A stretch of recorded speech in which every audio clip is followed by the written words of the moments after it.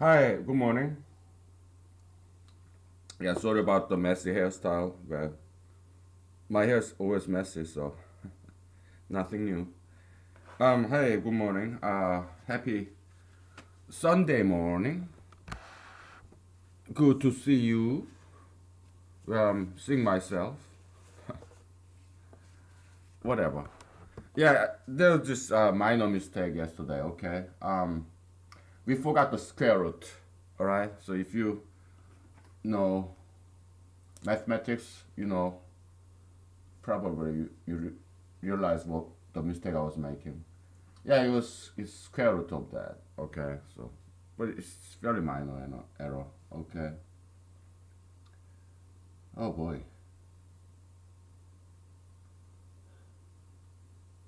Okay. We can either put square root here, or instead of doing that, we can put square here. Okay. Instead of putting square root here. All right. So square here, square here, square here, square here. Okay. So yeah, yeah. Either way, it will work. Okay. So yeah, and this is the equation for the traditional vector summation. Okay, we're just summing n vectors. It doesn't have to be force. Okay, but yeah, just any n vectors. We are summing them up, like two by two, two by two, two by two. It's an iterative algorithm and recursive structure because, as you can see,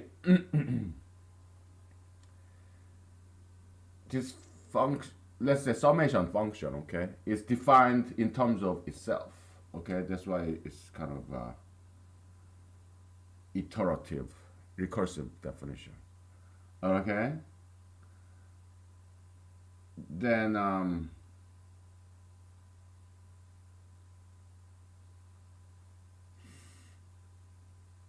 so it's notational convention. Okay,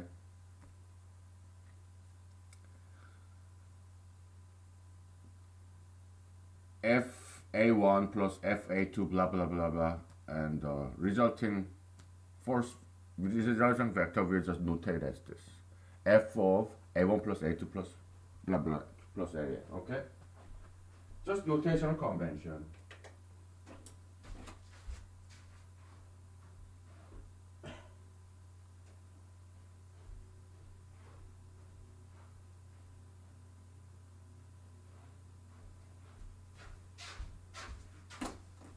Okay, so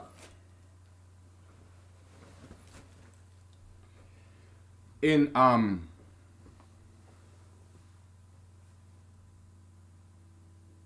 we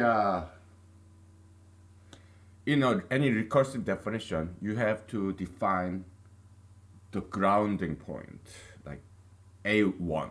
Okay, so we'll just define it here. All right. Well, before we get into it, let's do the appetizer stuff. Okay, appetizer. We just introduced this strange character, kind of comical character of like gender fluid character. Okay, when we were doing the acting yesterday. Like I'm a man, but I was a girl, and I'm a man again. And I'm a girl, and I'm a man. I'm a girl, I'm a man. I'm a girl, I'm a man. Every second, it's like gender oscillation. This character, okay, um, talks like a walk and talk like a boy for 1 minute, and then I'm a girl again. I walk and talk like a girl, and then I'm a man again. Gender oscillation, okay, gender fluid character. I'm sure they have name for that, right? LGBTQI whatever. I'm sure they have put some alphabet. Yeah, I mean in theatrical setting, it's interesting. Okay, interesting character, but why? Because it's a good joke. Okay, very creative joke. But you do not want to experiment with real human life. Okay, you do because life is not a joke. You should never treat life as a joke. Okay, Yeah, I'm a jokester, right? My life is kind of like a joke, right? What I'm doing here, but at the time, at the same time, I'm joking as an artistic expression. How about me running for president? Isn't a joke? Isn't my life a joke? Yeah, you can see it that way. Uh, but me running for president, I have everything to gain, nothing to lose from running for president. What? A couple of people calling me crazy? Yes, fair price to pay. Yeah, me running for president, I have everything to gain from it. Name recognition, okay, fame. Are there some risk involved in it? Yeah, it could be. Maybe I won't be as competent as a job, job market as a employment employee candidate, job applicant. Maybe people. I mean, I have a good job now, but maybe in the future, if I do need to get a new job, then for whatever reason, they will Google up my name and then realize I'm running for president. Oh my goodness, this guy's crazy. I'm not gonna hire a crazy guy. Yeah, so there is some risk in there, but I'm willing to take that risk. And because running for president is a good hobby to me. Okay, so then is my life a joke? Yeah, sure. Okay, so I'm not claiming I'm better than those LGBT people, but yeah, because in a way we are doing the same thing. We are treating life as a joke. We are experimenting with life. Yeah, I'm not better than LGBT people, okay? Because LGBT person and me, in a way, we are the same, okay? We are doing something very stupid, in different ways. They are stupid in terms of liberalism. I'm stupid in terms of also liberalism, I guess. Me running for president, is that something conservative? I don't think so. It's something very liberal, experimental, something very even radical. So yeah, LGBT person and me, we are the same in a way. We just stupid and crazy in different ways. Okay, but we are both stupid. Okay, treating life as a joke, man. Oh boy. Ah. In a way, I'm harming myself. Okay, I drink, I mean, not drink cigarette and smoke alcohol, whatever. Okay. Yeah, drink a lot, smoke. I guess smoke. I smoke cigarettes and I drink, and so I don't just nowadays. I'm trying to reduce drinking just a little bit. Okay, because it would be too heavy on my liver. So I try to delay the drinking. I don't start with drinking, but work and play. That kind of concept. I think it's a good thing. Okay. Running for president, probably I keep that hobby. Okay, as long as I live, uh, because it's a fun thing to do. Okay. Um, do I believe that I can be the president? I mean, anything is possible, right? Like, that's how it all begins. It, everything begins with a belief, faith. It's very religious concept. It has nothing to do with logic. Okay. Yeah, and we believe even Jesus is miracle. I mean, actually it is logical. If God created the laws in the nature, yeah, He can violate it. Okay, or He can have somebody violate the law, natural law, like Jesus walking on the water. Yeah, it's logically consistent. Okay, if God created the world and the laws in the nature, he's free to violate it. You know. Give me 1 second. Oh.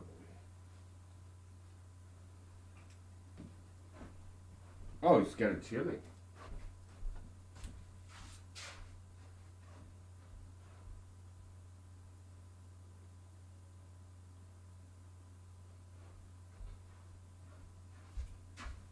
I turned off the heater. Yeah, I do believe it is possible that I become the president in 2020, January. Yeah, it is possible. It would be a miracle, but wasn't it a miracle that when President Trump got elected, I, a man grabbing women's reproductive organ and bragging about it? Come on. Only in America that kind of man can be president, okay? A lot of people say that, right? Yeah, it was like a miracle. And in Bible, God said, yeah, I glorified myself and I will glorify myself again. Okay, so to me, that kind of, the way I would like to interpret that is, yeah, President Trump becoming the president in 2016, becoming elected, that was a miracle. So God was glorified. And me getting elected as the president of the United States in 2020, oh, that would be even bigger miracle. So God will be glorified again. Okay, miracle. Yeah, that's how God glorifies Himself. Okay, it's one way to interpret that. Okay, so I do believe it is still possible. Okay, so I'm not dropping out. Okay. All right. So she or he, we're gonna have some fun. Okay. We're going to take a break from all this. Okay. We get back to this. Okay. We define the starting point for this recursive definition, like when n is equal to 1. Okay. Later. Yeah. You know, they try to be gender neutral, so it's really stupid, and also it's kind of hilarious because it's funny because it's stupid. Okay. All right. So you sorry, I heard somebody saying this. I was like, I cannot listen to it with straight face because it's either a scowl because something stupid, or I laugh. Right. So there's this sentence. Let's make up a sentence. Okay. She or he or she want to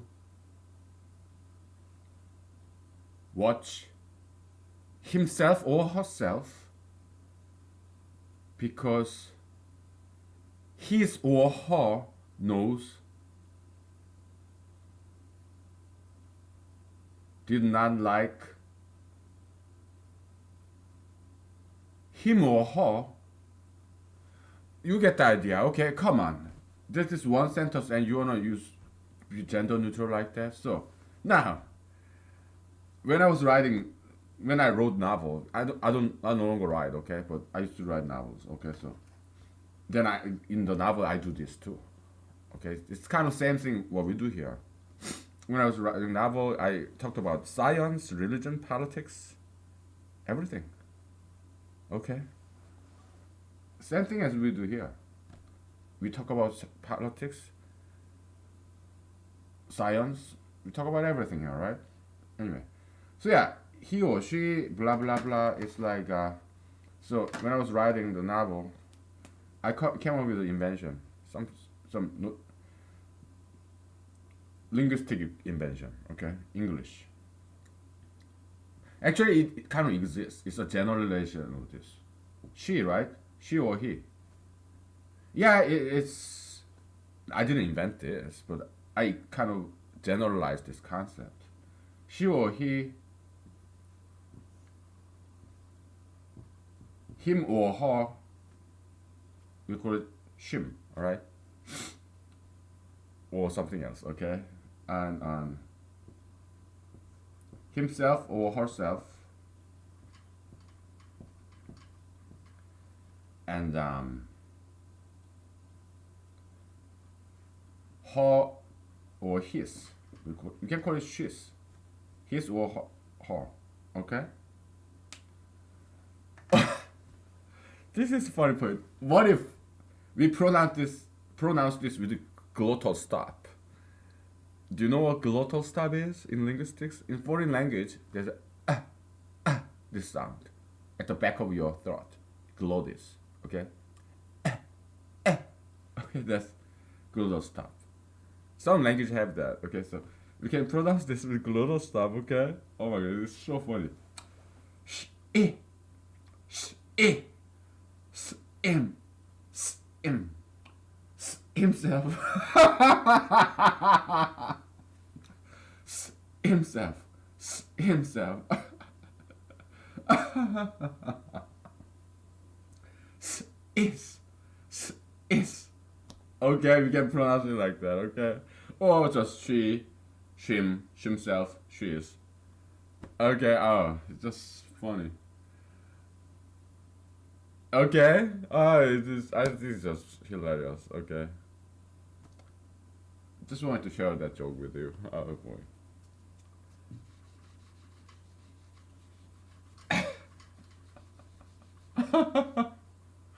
I sound like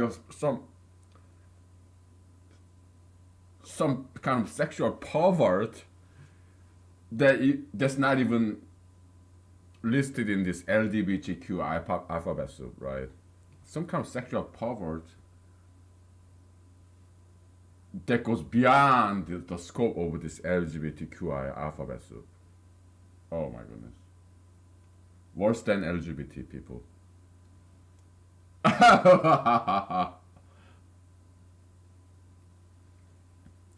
I thought LGBT was bad, and look at him, he's worse. Yeah, so this gender fluid, gender oscillation is like sine curve, like man, woman. It's kind of funny concept. Oh boy.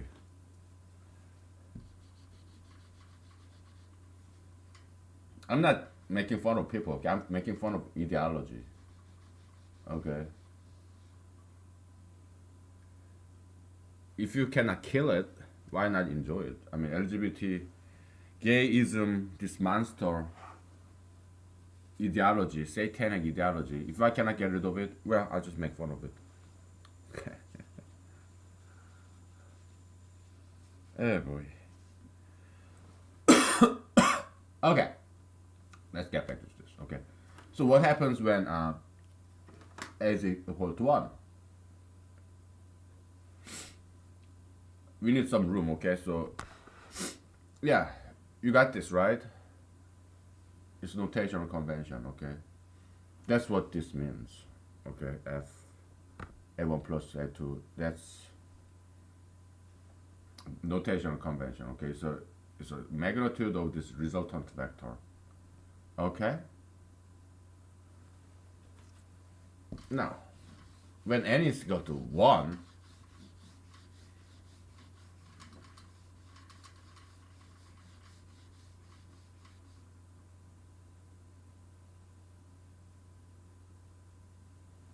n is equal to 1, f a1, n is equal to 1, right? Square root, oh, it's to square some, so we just square here, put square here instead, okay? F squared, the sigma of I is equal to 1 to 0, A I plus F A1 squared plus 2 of F sigma I is equal to 1 to 0 A I F A1 cosine theta 0, okay?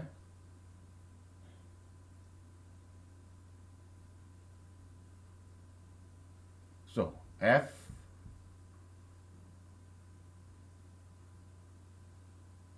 Now sigma f of sigma I is equal to 1 to 0. AI is equal to f a1 plus a0. Okay? And what the hell is this? We gotta define it, alright?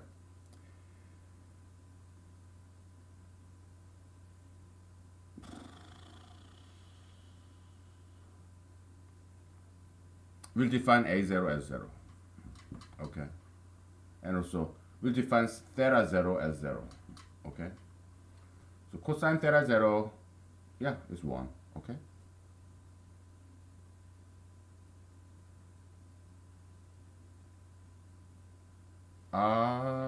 Give me a second. No. We need to define.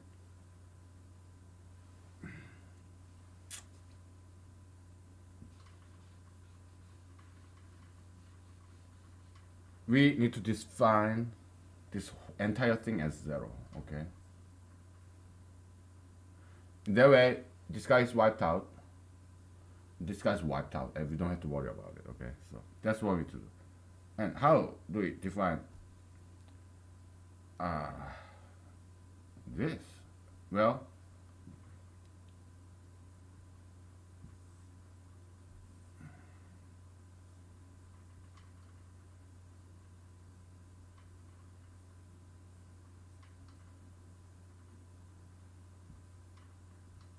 okay, right? I'm just spelling it out, okay? It's a magnitude of vector fa1 plus f vector fa2. Okay? I mean vector a0. Then we can define fa0 as minus 1 of fa1. Okay? If that's the case, okay, this guy is 0, okay, and this guy is 0 too. Alright? Why? Because theta 0 will be 108. Oh, no, theta 0 will be minus 1 because cosine of 180 degrees is minus 1. But it doesn't matter. This guy will be 0. Okay? The result vector of two opposite direction. Yeah. Okay, so this is the kind of the grounding point. Okay? Let me show you this. Yeah, it's kind of far away, right? So I gotta show you close up. Okay? That's the initial condition of this recursive definition. Alright? Yeah, the grounding point, starting point. Because recursive definition is like domino, you know? Successive domino. Okay? So we got it, okay? So congratulations. Okay? Yeah, it will work, alright? So, I guess we just do one example, okay? Just for fun. Sure.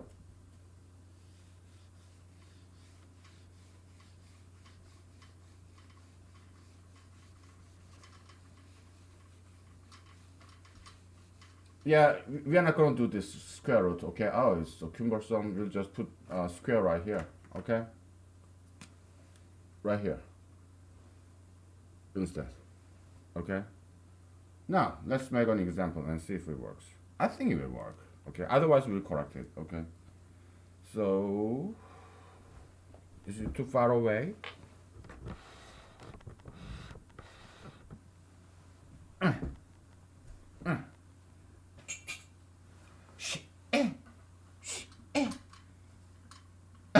She is. Oh, that's so funny. It sounds so pervert, My goodness, what are you? Are you what transgender?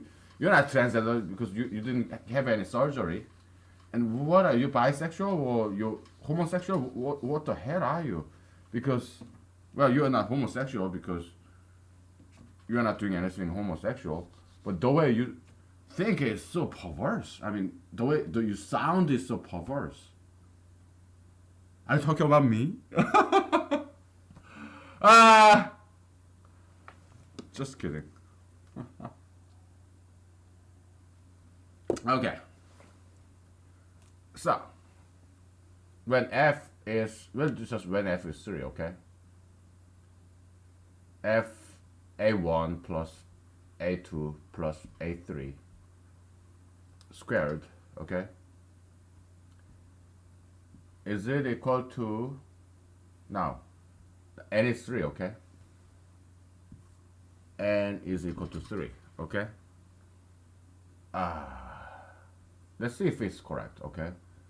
F1 to 2, okay? A1 plus A2 squared plus F3.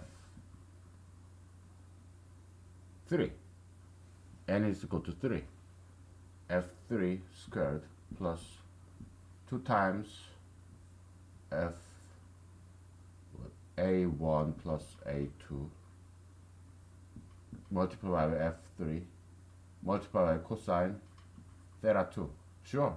Yeah, that's correct. Okay.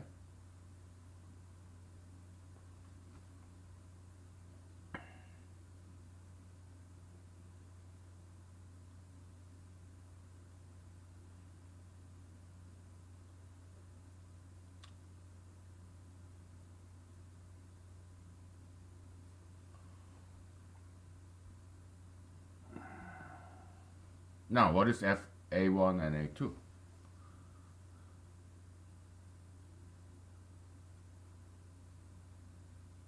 Using the same formula, right? That's when n is 2, right?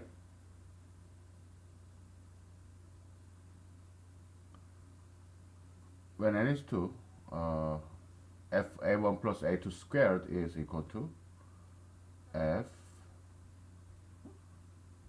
a1 squared. I'm doing this guy, okay? F plus f a2 squared plus n is equal to 1, okay? I mean n is equal to 2, okay? 2 times f I from 1 to 1, so that's just a1, okay? Multiply by fa2 multiply by cosine theta 1. Yes, it works. Plus f3 squared plus 2 times square root of Dido, okay? This guy, same guy, okay? Multiply by f3 multiply by cosine theta 2, okay? Yeah, okay, that's how it works, okay? So when f is like, when n is equal to 4, yeah, there is square root inside of square root, okay? So it's iterative, it's recursive, okay? Now, can we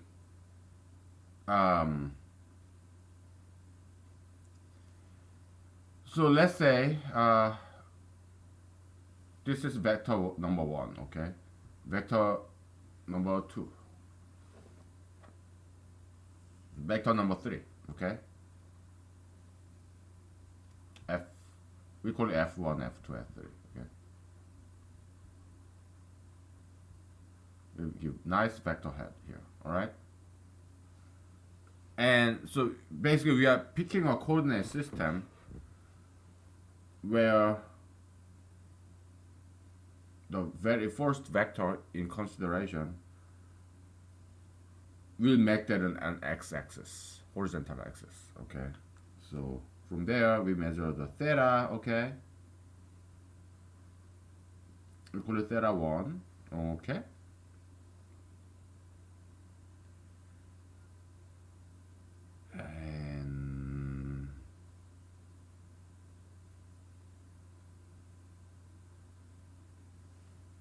because I'm trying to express theta in terms of f's. All right, so for example, I'll do it here, okay, so that you can see it better. We know f3 is equal to f3 squared is equal to f1 squared plus f2 squared plus f1 2 times boy 2 times f1 times f2 times cosine theta 1, right? So then cosine theta 1 is equal to, I'm just doing algebra, okay? Well, theta 1 is equal to, yeah, the arc cosine, okay? Cosine minus 1, it's just inverse function, okay? Arc cosine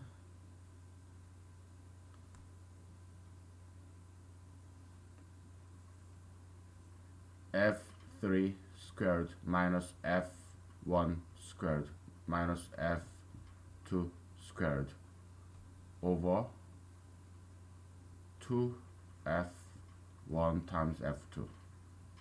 Okay, so that's theta 1, all right?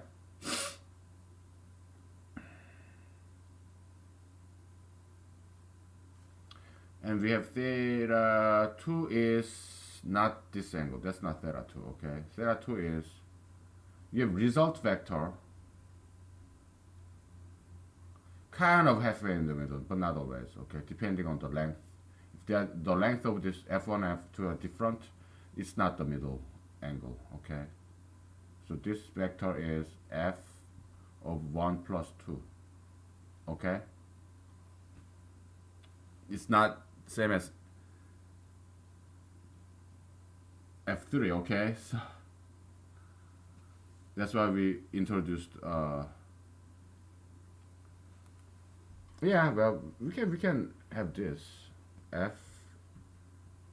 f1 plus 2, okay? Just result vector, all right? Yeah, it's not equal to f3, all right? And the angle, this is theta 2, all right?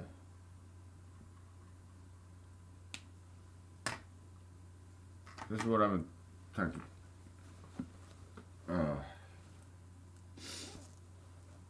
yeah, that's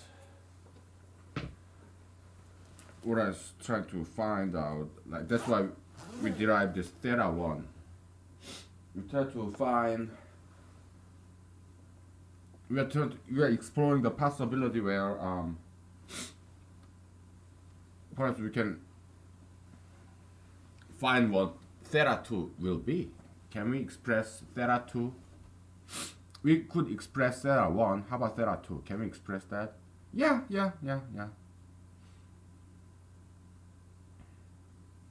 We can do it the same way, right?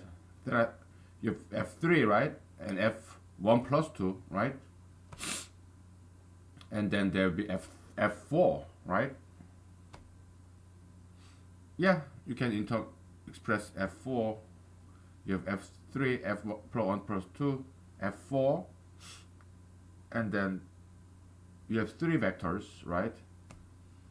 Then there will be this equation that involving cosine theta 2.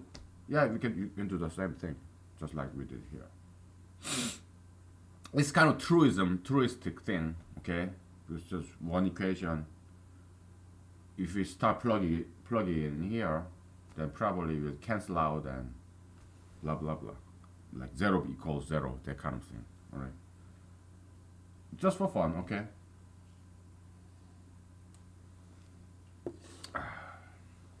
But you have to understand though, this theta 1 is something arbitrary. The theta 1 and theta 2, they're totally arbitrary number, just like the length of f1 and f2.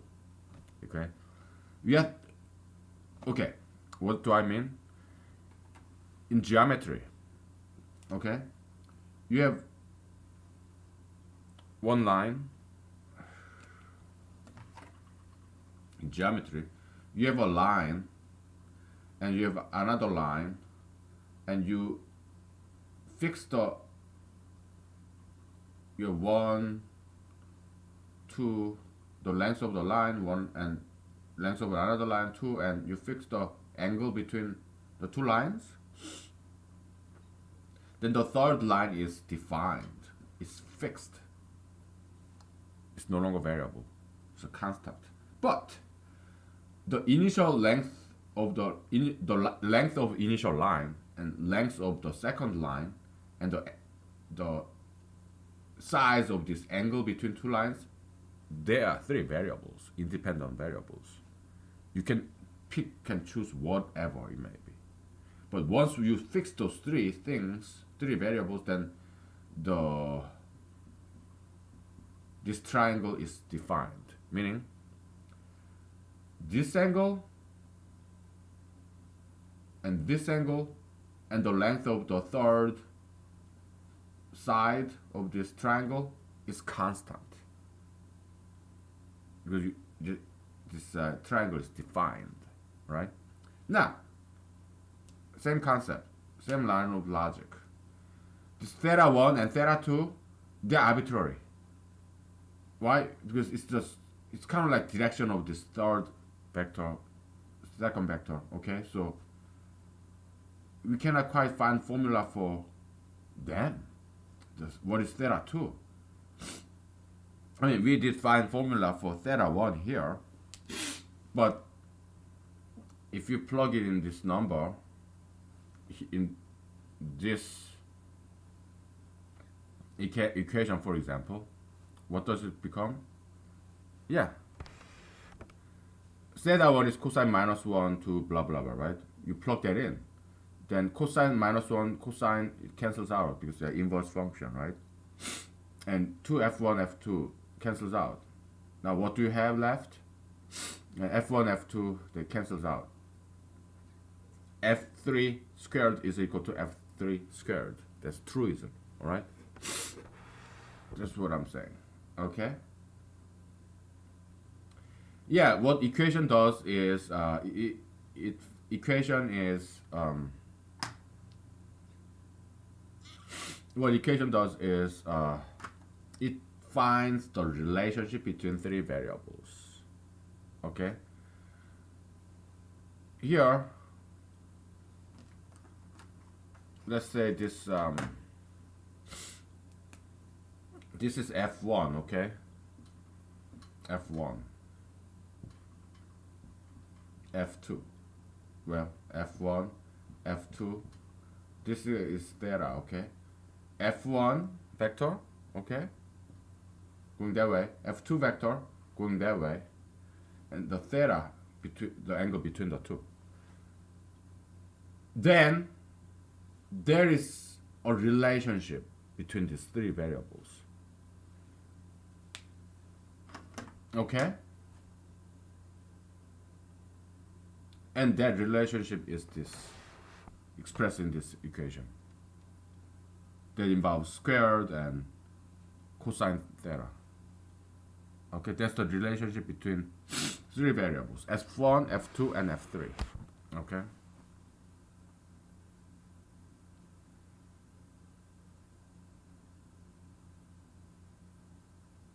Yeah, f1, f2, theta, they are three independent variables, but there is a constraint. There's some limit. They cannot defy this relationship. This equation is always correct.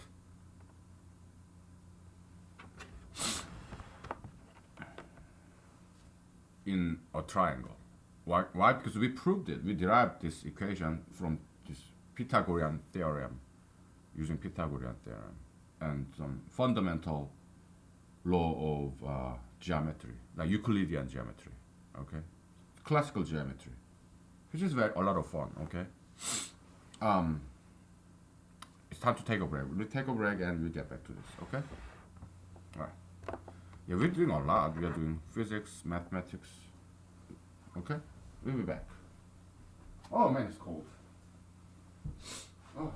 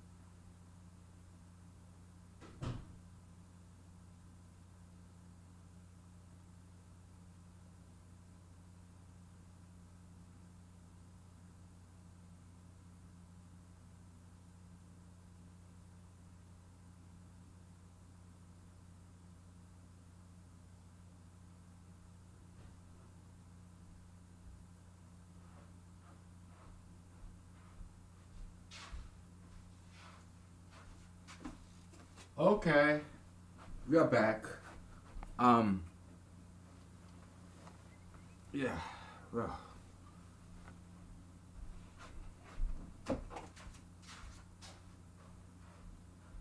almost.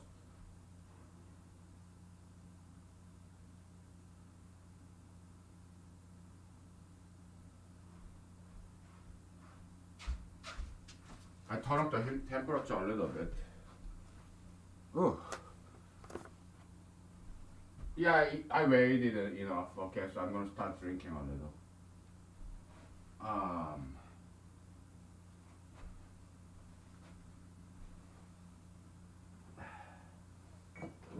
how about rose hips? That's the only hips I get. I can get. I cannot get women's hips, so I just settle with rose hips. Oh,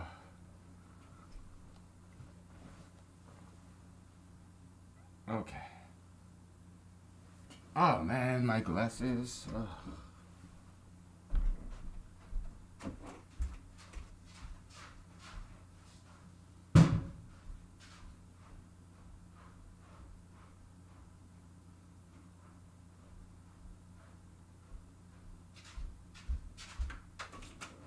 Always forget my glasses. Okay. All right, we're back now. So, yeah, like think of a Pythagorean theorem, right? It's a mathematical law, geometric law. Okay. Any so this equation is defines the relationship between f1, f2, f3, and cosine theta. I mean theta. Okay. It's from Pythagorean theorem. Okay. We derived this here yesterday, right? So Pythagorean theorem is proved, mathematically proved, right?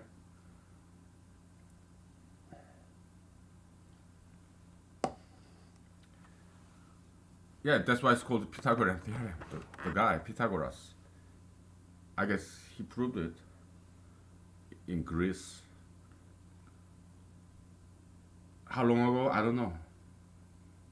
2,000 years ago? Was it before or after Jesus? Not sure. Okay, but a long time ago. Yeah, he figured it out. All right. So. And I think I was in the middle school or elementary school, probably middle school, right? Yeah, we proved that in the class, It was in the classical, just mathematics textbook.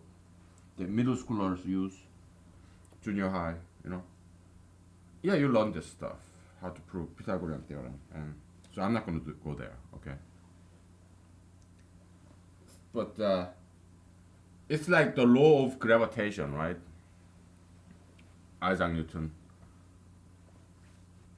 Okay, it's a law. This Pythagorean theorem is mathematical law. It's true for all right angle triangle. Okay.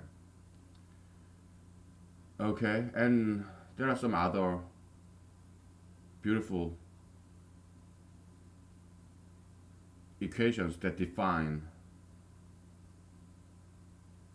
the relationship between the sides and the angle. It's like sine theta over A is equal to sine theta to sine phi over B is equal to something like that, right? Yeah, it's very, very beautiful geometric, trigonometric identities.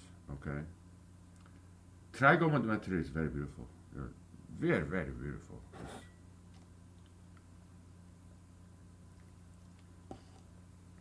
And so I was looking at 2 days ago, looking at this Cauchy tensor,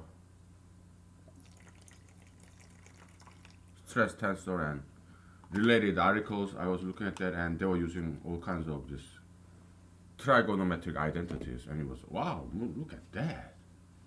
Yeah, trigonometric identity. It's also used in physical chemistry. I was very surprised and I was very impressed. Okay, it was when I was learning trigonometric identities in high school. Oh my goodness, what is this for? I don't think anybody will use this. But later on, I find that yeah, it does get used. Okay, so it was very cool. Okay, all right. So we have that. So we are not talking about stress here. Stress force? No, we are talking about acceleration force. Okay, and then I kind of realized that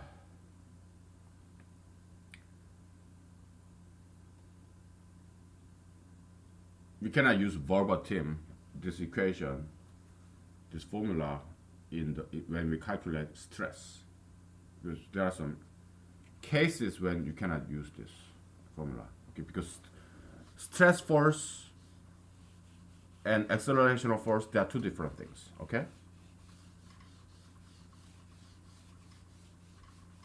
it kind of behave the opposite way. So this formula is for the accelerational force. Okay, not for the stress force. They behave very differently. Okay, so oh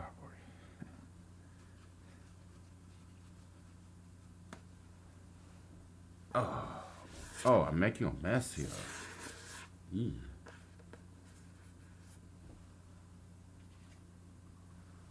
Um,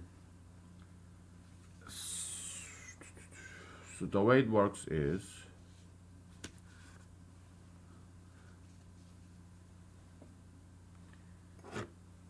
um,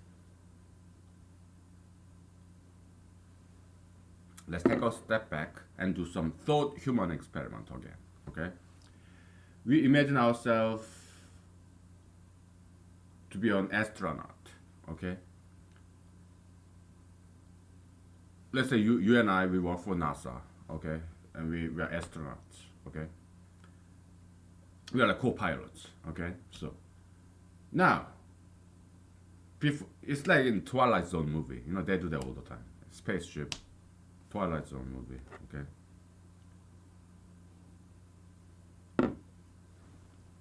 So, uh, um, what's that? So before I get out of Earth in a rocket, space rocket, I weigh myself on a scale. Okay. Because we talked about acceleration force and inertial force, right? We can call it, because it's action reaction, Newton's third law, right? Third law of motion. We can call it action force and reaction force, or active force, or and reactive force, whatever. Okay, we probably stick with inertial force. Okay. Uh, when the indexing collides, then we'll rename it as reactive force rather than inertial force. We use I a lot, you know. Okay.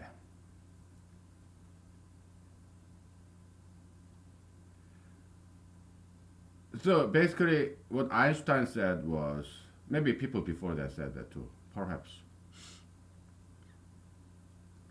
You have Earth, right? Before I leave the Earth from this on this rocket,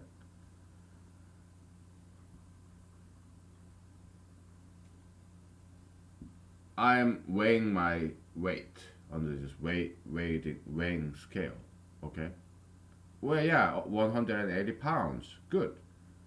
Because I have my mass, which is equal to my body average density multiplied by my body, three-dimensional body size, my volume, right? And there's this gravitational acceleration. That's the force, F of g, okay? This is equivalent as me, now I left my Earth, planet Earth, okay? Mass of Earth. It's not me, okay? It's mass of Earth, okay? Oh, it's my Earth. Get off my Earth. Get off my planet. Get off my universe.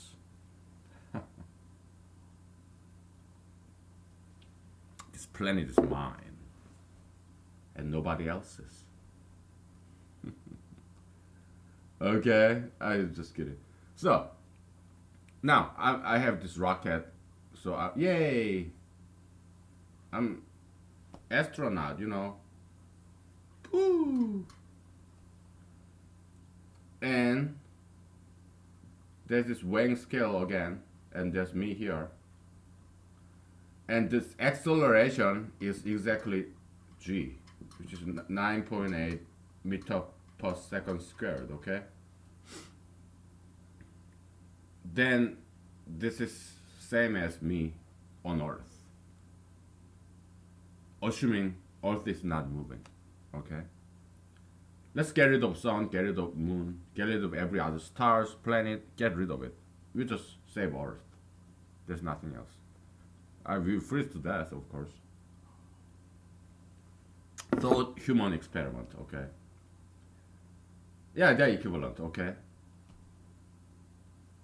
Now,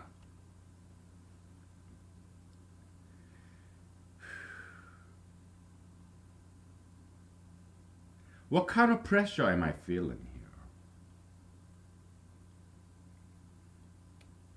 here? Okay.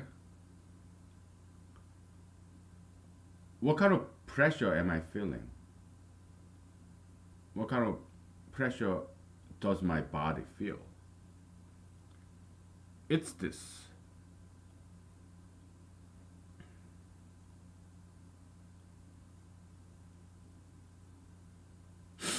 Because yesterday we added up the inertial force and accelerational force. We add them there was this 2 times absolute value of accelerational force. That's what we did. And that formula could be wrong. Okay, so I was thinking about it, and maybe that formula may be wrong. Okay.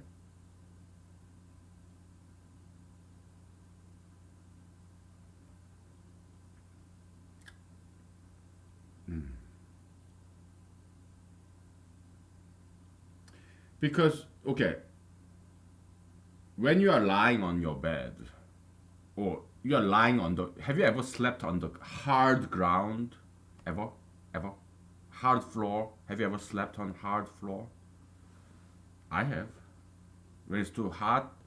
In Asia, we don't have a bed. Bed is something very Western. Okay, so Asian houses, what they do is they heat up the floor. Okay, so underneath the floor, there's this kind of channel where hot air from the kitchen flows in there. Okay. And I don't know about China and Japan, but traditionally that's how Korean house works. In the kitchen, it's called ondol. Ondol, okay? In Korean, ondol system, it's very ingenious system, okay?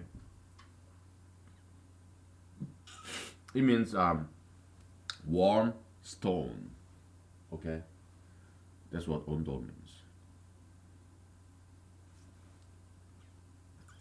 So the stone is used as the flooring building material in Korean traditional houses. And then there is this air channel, okay, that is connected to the kitchen. So in the kitchen, a woman's job in the house is keep the fire alive 24/7, 365 days. You never put out the fire in the kitchen, okay? There's always fire in the kitchen, all right? So yeah, the hot air kind of circulate underneath this Korean house floor, so the floor is always warm, okay? Because I mean, back in the days, Koreans they didn't have lighter, they didn't have match, so if the fire goes out, then you have to borrow the fire from your neighbor, okay? So they religiously kept the fire alive every day, 24/7, okay? Yeah, in the kitchen, okay?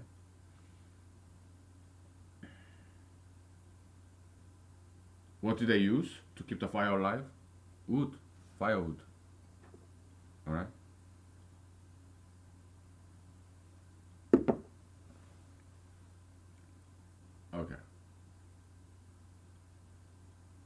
So yeah, it was okay for Koreans to sleep on the floor, and that's what they did traditionally.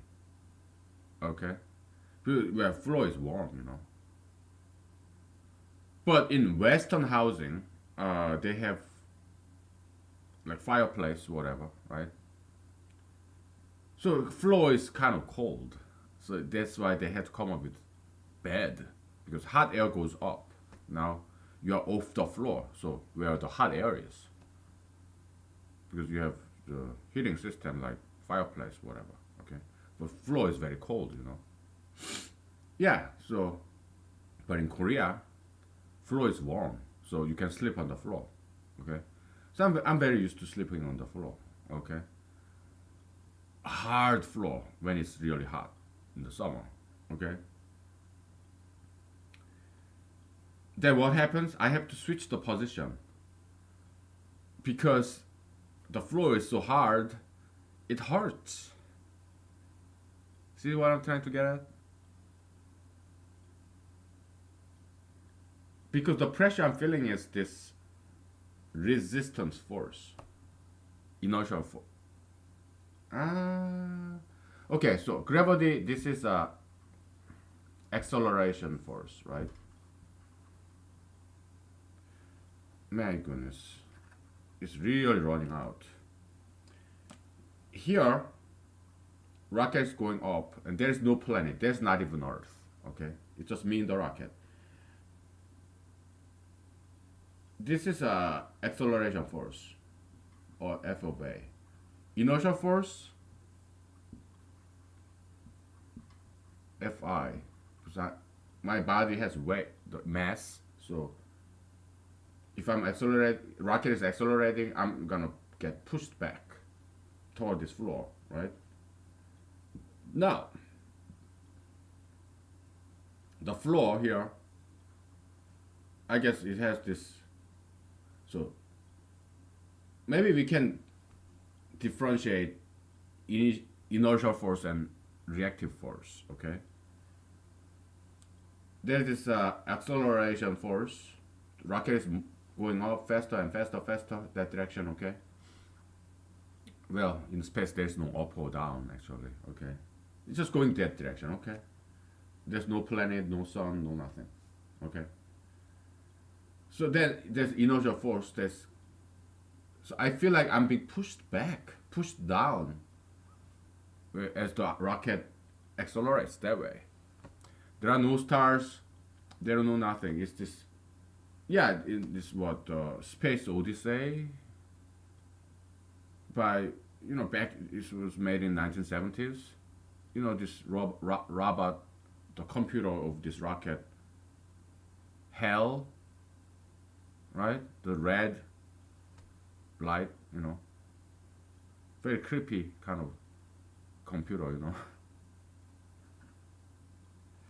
There's this, I think it's Bart Simpson, the Simpsons episode. This robot Hell was kind of so sexual pervert too, kind of like peeping tom kind of robot. Anyway. Okay. Anyways, all right. So in this space, there's no stars, no nothing. It's just me, and there's this robot computer that's controlling this rocket, and without me giving an order or command, it's accelerating with constant acceleration, constant force. And there's no window, okay? Even if there is window, there's nothing. It's all black out there. No stars, no nothing in this hypothetical, okay? And I feel like, because if there's no window and no nothing, I feel like somebody's pushing me down. All of a sudden. It's the hell accelerating this rocket, okay? Without me expecting it. So I go down I get pushed toward the floor here. Okay? Because it's accelerating. Now, that's the inertial force pushing me down. Acceleration force, yeah, it's going up. Okay, it's pushing up the rocket, you know. And then now that we have resistance force from this flooring of this rocket, which is Fr. Okay. Action force, acceleration force. Well, luckily it starts with the same A. Okay. This reaction force from the flooring. Because inertial force is pushing me down, and this floor is pushing me up. They're all same magnitude, same size. All these three forces. Okay.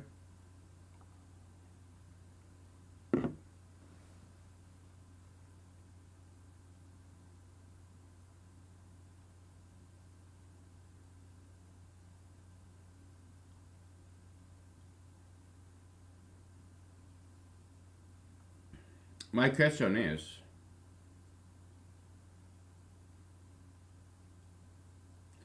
do we need to add up these two, inertial force and what?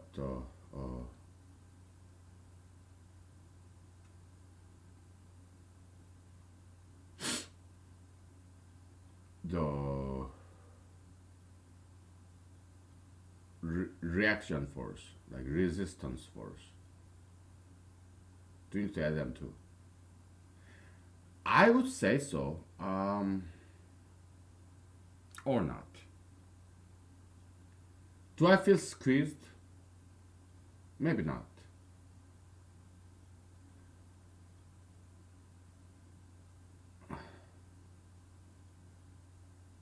So that's one scenario, okay?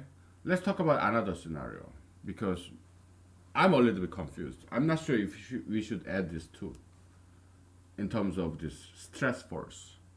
Do I feel the stress? Does my body feel the stress in both directions? That two people. Do I feel like two people pushing me? Okay, that's my question. Okay. Because when the rocket accelerates, I do feel I'm I'm being pushed down toward the floor. But what if initially, okay, I was just, when there was no acceleration, it's either I'm static or with traveling with a constant velocity, okay, I was just happy, just floating in the middle of the rocket, right?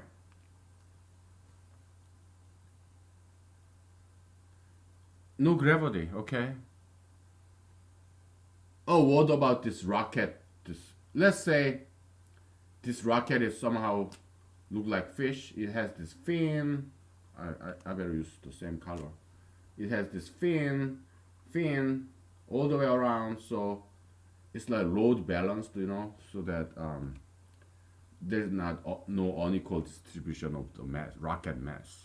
Okay, so it's load balanced rocket. Looks like a fish, you know. Yeah, fin. You know, during the World War II, World War One, yeah, they painted this airplane that kind of looks like a shark or some animal. Hey, I'm a happy fish. I'm smiling. Fin, tail fin, side dorsal fin, abdominal fin, whatever. I'm happy fish. It's a ship. Okay. Spaceship. Space airplane, whatever. So, yeah, I'm just floating in the middle of this. I was just happy. And then this fucking hell, this computer system, is messing with me. Start to accelerate. Hey, hell, what the hell are you doing?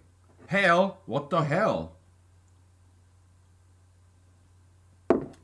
And hell says, oh, I'm just fucking with you. Okay, so Here, I was in the air, okay? It started to accelerate,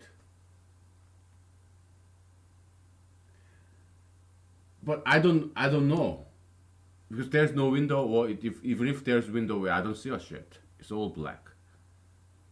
There's no stars, no sun, no planet, no moon, no nothing. Okay? Or maybe I'm a blind man, or maybe I'm sleeping, I'm closed, my eyes are closed, whatever, okay? Suddenly I feel as if somebody pushed me downward. Somebody's pushing me down. So now I'm heading toward the floor with acceleration.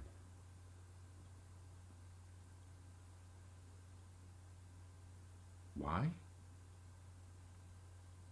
Let's say initially the rocket was not moving at all. Okay? I mean, constant velocity, not moving at all, it doesn't make any difference, okay?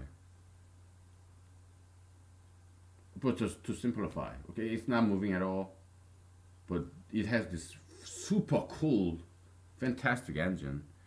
From zero, speed zero, it can, within 0.00 second, it can have this constant acceleration, like 9.8 meter per second squared, okay? It's a very advanced, good engine, okay? In this, we are writing a novel here, sci-fi, science fiction, okay? It's like, if you're a writer, you're kind of like a god. If you're a movie director or writer, you're kind of like a god. Well, if you're an independent filmmaker, okay? If you belong to some studio, yeah, you have to listen to your studio executives. You have to follow the demand of viewers because you have to make money. If you belong to a studio, if it's your job, you have to make money. And so the viewers, audience, they are your boss eventually, your eventual boss, because they are the one who's going to buy a ticket, go to Netflix and purchase this, one-time deal, whatever. Netflix subscription, whatever. Yeah, viewers, they pay your bills. If you make movies for a living, okay? Okay?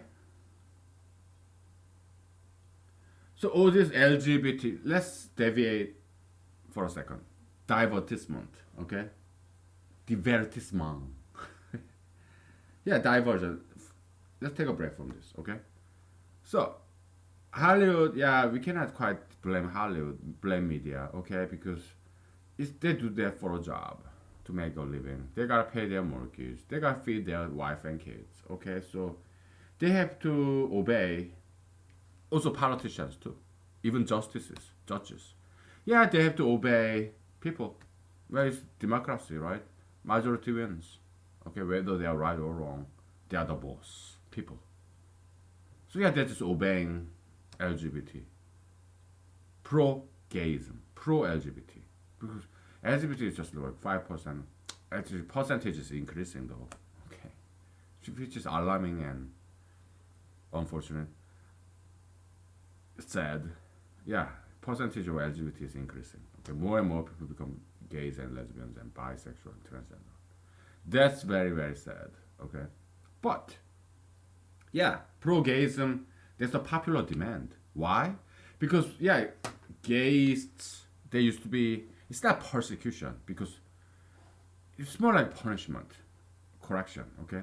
Yeah, they used to be bullied, but it's not persecution. Persecution is when somebody hurts you because you are right, like Jesus, crucifixion, that's persecution. Gays, they did something wrong. Subscribing to gayism, being gay, being lesbian, there's something wrong. So they got punished, bullied. And it was the right thing to happen. Why? It's a correction. Okay? So do gays need to be bullied? Yes. Okay? Or they just need to be persuaded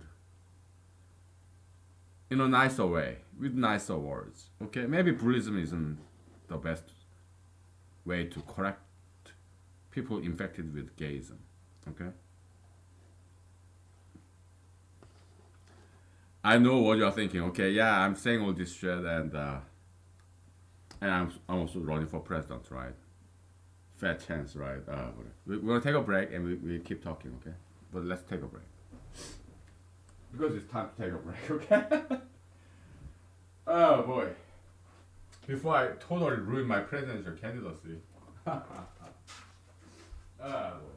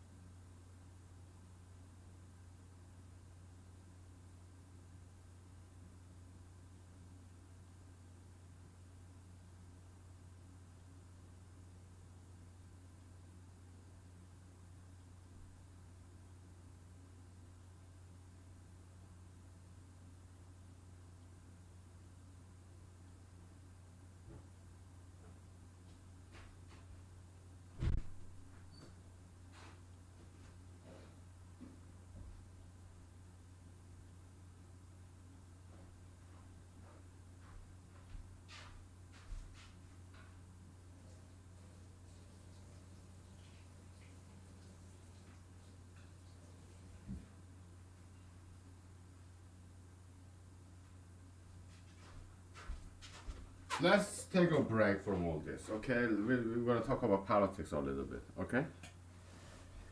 Come on, we only, yeah, like professors, teachers, they sometimes, tell you a story, right? When I was a student, yeah, we love that stuff. So let me do the same thing, okay? I'm gonna tell you a story. I was in a restaurant, and the waiter was a flamboyant gay, okay, gay guy. I gotta cover up my bald spot first. Woo! Not quite working. Oh boy, I gotta cover up this bald spot. I feel naked, man. I gotta cover up my bald spot. I feel exposed. Whatever.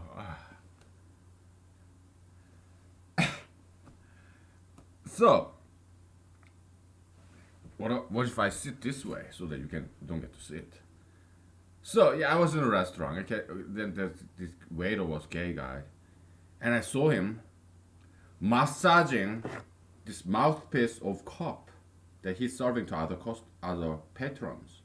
He was touching with his bare fingers. It wasn't. Trust me, I know. It wasn't some like what salt coating. Cocktail bar. Yeah, sometimes you put the salts around the rim, but nobody do that with bare hands. Come on, hello. They put it upside down, and there's this plate of salt and you kind of wet the rim of the cup in water or whatever, and then you put it up, put the cup upside, hold the cup upside down, and on top of this plate of salt, right? That's how you do it. You don't touch this rim with your bare fingers. Nobody do that. But this gay guy was doing it. And I saw it. I saw him doing it, and it was not even that kind of cocktail cup with salt rim. It was water cup. Just water. Ice water, okay? Gayism is satanic devil, okay? Yeah, I know it's sounds redundant, but so this Satan possessed him. He's just a victim, okay? It he become the agent of the devil. Maybe he has AIDS. Maybe he want to propagate his AIDS virus to his patrons. He was just plain water cup, ice water cup, and he was like intentionally like massaging, touching mouthpiece of this cup. So what did I do? I grabbed the cup myself and I pour myself the soda pop machine myself water because I don't want to get AIDS from that motherfucker. That ass fucking faggot. Okay. So yeah, I and then he started yelling at me. You don't do that.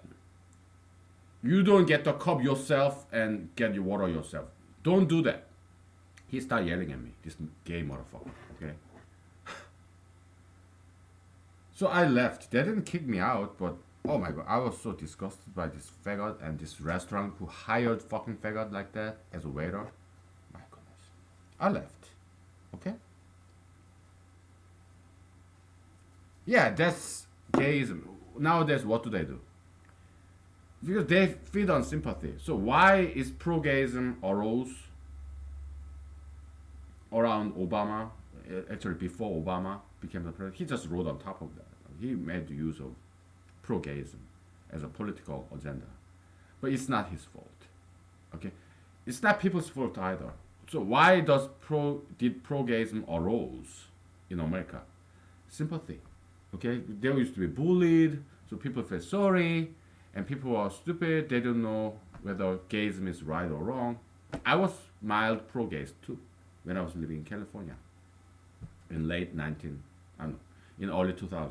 Okay, I was kind of sympathetic. Okay, so it's human compassion, sympathy. So, to people, yeah, let's give them some gay marriage right.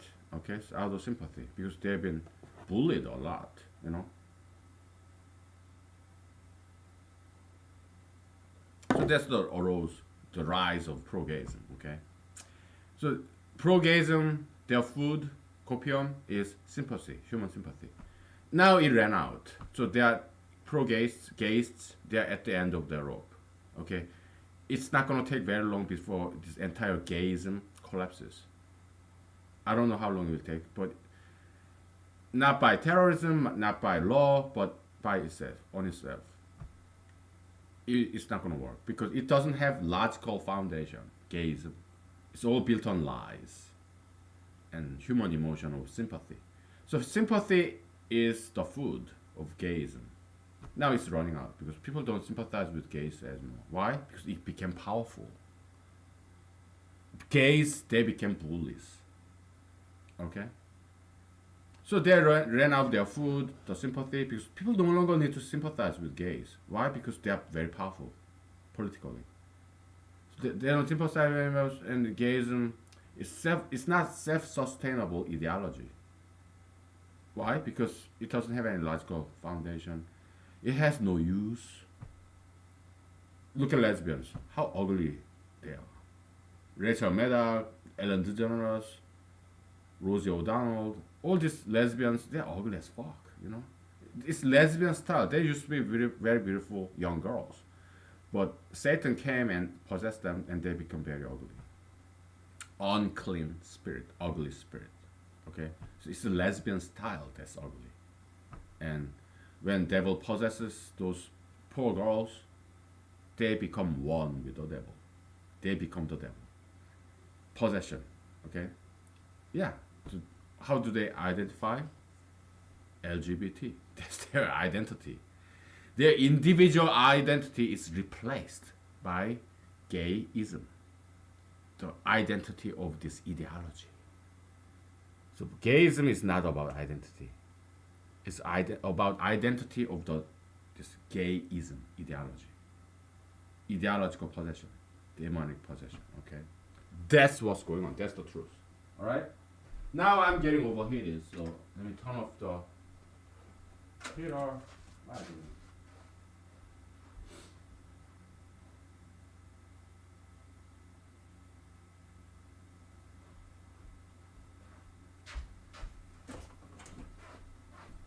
Okay, so it's not about identity. It's not because individual identity is wiped out and replaced.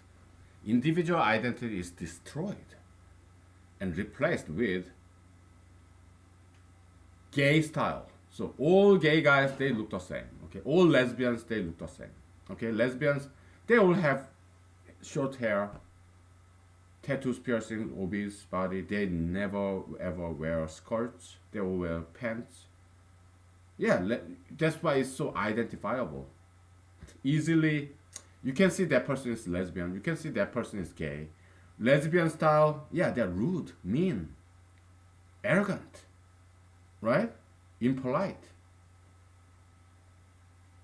I went to another restaurant, and there's the waitress is a lesbian. What did she do? She threw the plate on my table. Throw it. Hey, I'm a lesbian. So they're bully. Yeah, it's easily either. You don't need gaydar. No, everybody knows gay style. Male gay. Oh yeah, I'm gay. Woo, woo. Flamboyant gay. Many people think I'm gay. Okay. Oh my goodness. But you don't have to be a male gay. Get your ass. Get your ass fucked. You don't have to be a gay guy to be stylish, okay? I'm straight. But I try to be stylish. Some people think I'm gay, okay? Oh my goodness, that's so funny. In a way, I'm kind of benefiting from pro-gayism because even if some people think I'm gay, they're nice to me. Or perhaps they're nice to me because they think I'm gay. Okay? Anti-gay joke, okay? Anti-gay joke. It's not gay joke. There's nothing funny about gay. But as an anti-gayist, yeah, you can make fun of gayism. Anti-gay joke. Okay, oh boy, funny. So yeah. So lesbians, they all look the same. Just there's only one lesbian style. Rude, mean. Okay. They try to control you. Okay. Accept gay marriage. Believe that gay is inborn quality. Yeah, believe that I'm gay because I'm born gay. It's genetic. It's all false, okay? It's a, like bad religion, gayism, pro-gayism, okay? They force you to believe in gayism. All these lies, falsehood. They don't know, okay? It's something actually they believe in. So it's very much like gayism, pro-gayism is very much like Christianity. Okay? They believe in something very unscientific. Jesus walking on the water. Come on, that's not scientific. Okay? And okay, a man believe he is a woman. That's not scientific. It's a religion, okay? But what's bad about gays, pro-gayism is now government sponsored religion. That's why it's so bad. I mean, public school, they teach you about, oh yeah, how beautiful gayism is, gay couple is. They teach children that, right? There's nothing wrong with being gay. Come on, you know, these kids, like 10 years old, they don't even know what sex is. They still believe babies brought by this stork. They still believe they're Santa Claus, okay? They don't know what sex is, they don't know. But you start talking about teaching kids about homosexuality even before they have sex education. Yeah, it's going out of hand, right? So it's near the end because what they are doing is, yeah, they ran out of sympathy from people, so they have no food, So what they do, they fake victimhood. Like they stage, oh yeah, I was bullied. I was bullied by some guys, and my house was burned down by anti-gays, and I was robbed by anti-gays, assaulted. Okay, yeah, they tell lies to the police. It was in the news, right? Yeah, because they are running out of sympathy. They are only food. Okay, so they stage victimhood. They lie about it. So yeah, they're at the end of the rope. Okay, so it's not gonna last very long. Okay, not by law, not by terrorism. No, gayism is going down on its own.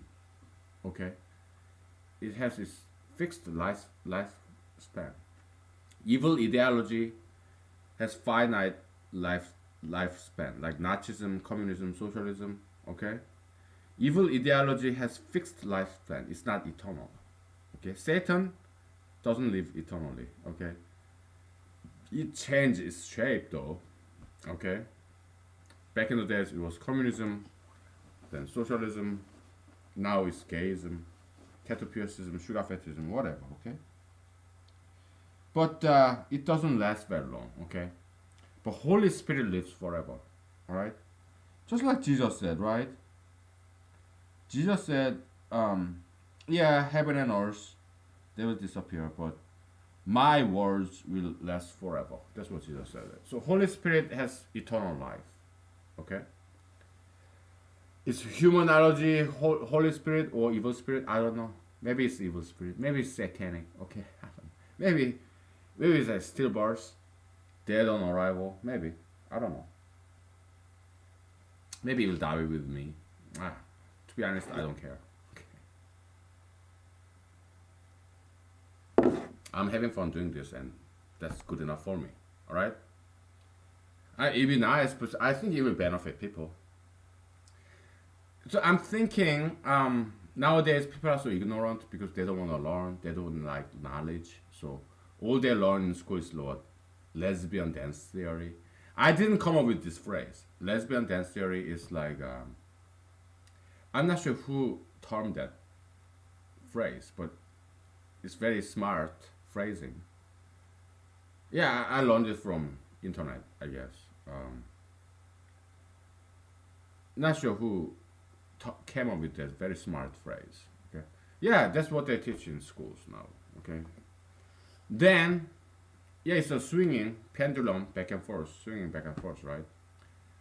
People nowadays very ignorant. They had not good knowledge. They indulge in bad knowledge. But it will change. Okay, people will be fed up with bad kind of knowledge. They will miss good knowledge. And we are here, waiting for people to come. Okay? Yeah, it may take time. I don't know how long.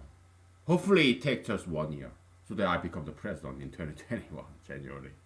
Now we are living in 2019 March. It's March already, 2019. And I have about 2 years before 2020 November.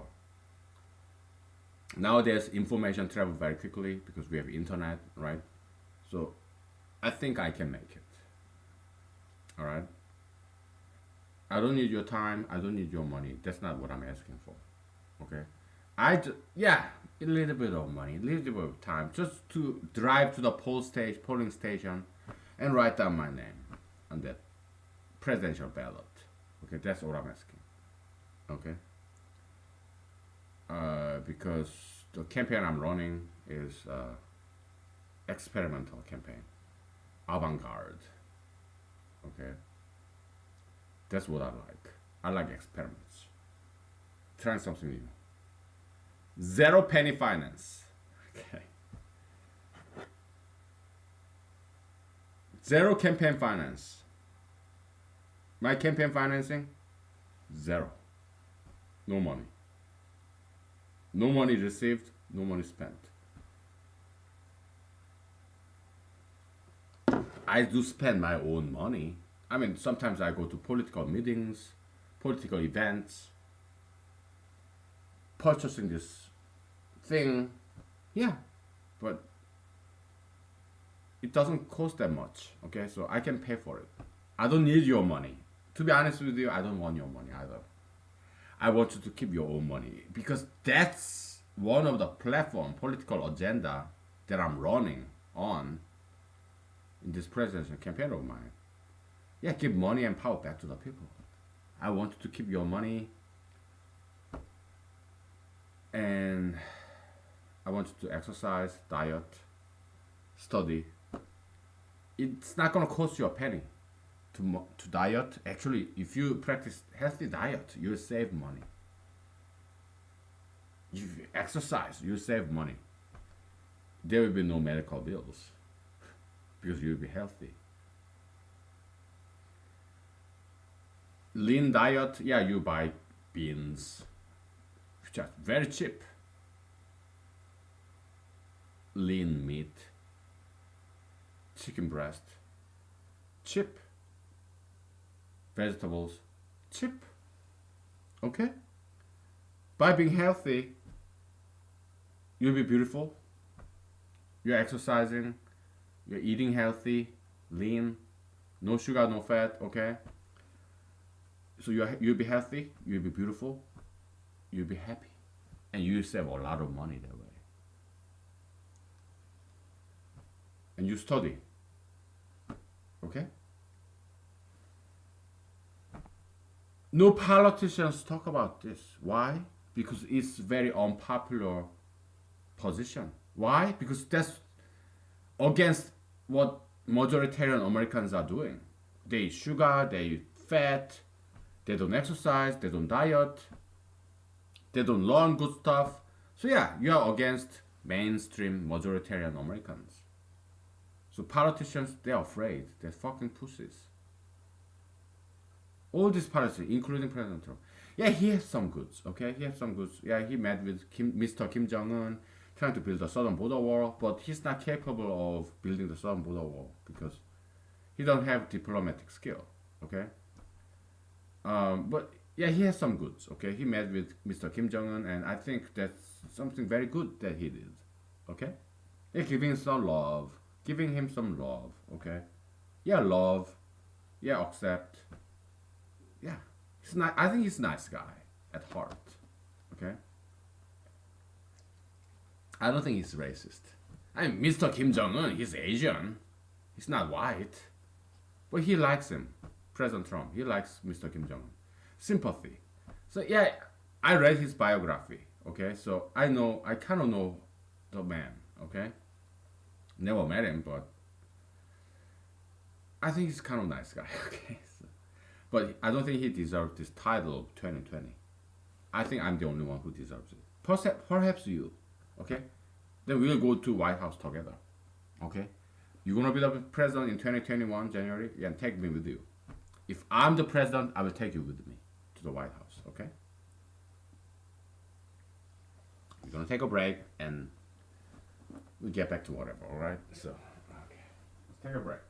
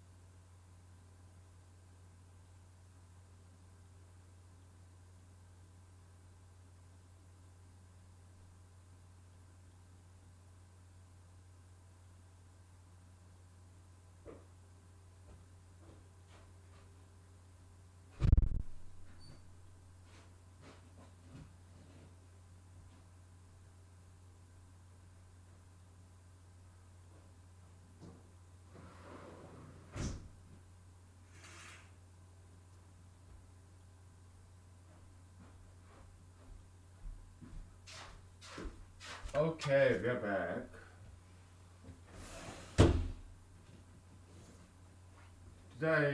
Where's my glasses? Yeah, it's over there. Good. So, yeah, I mean,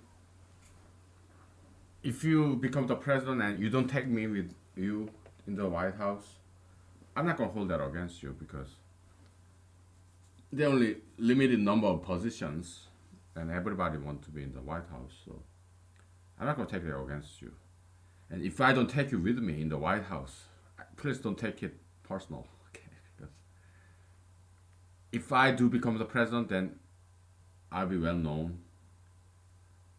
So there'll be a lot of people who want to be with me in the White House. So I cannot take everybody. Okay? So don't take it against me, please. Okay? So yeah, you don't have to take me to the White House with you. Okay?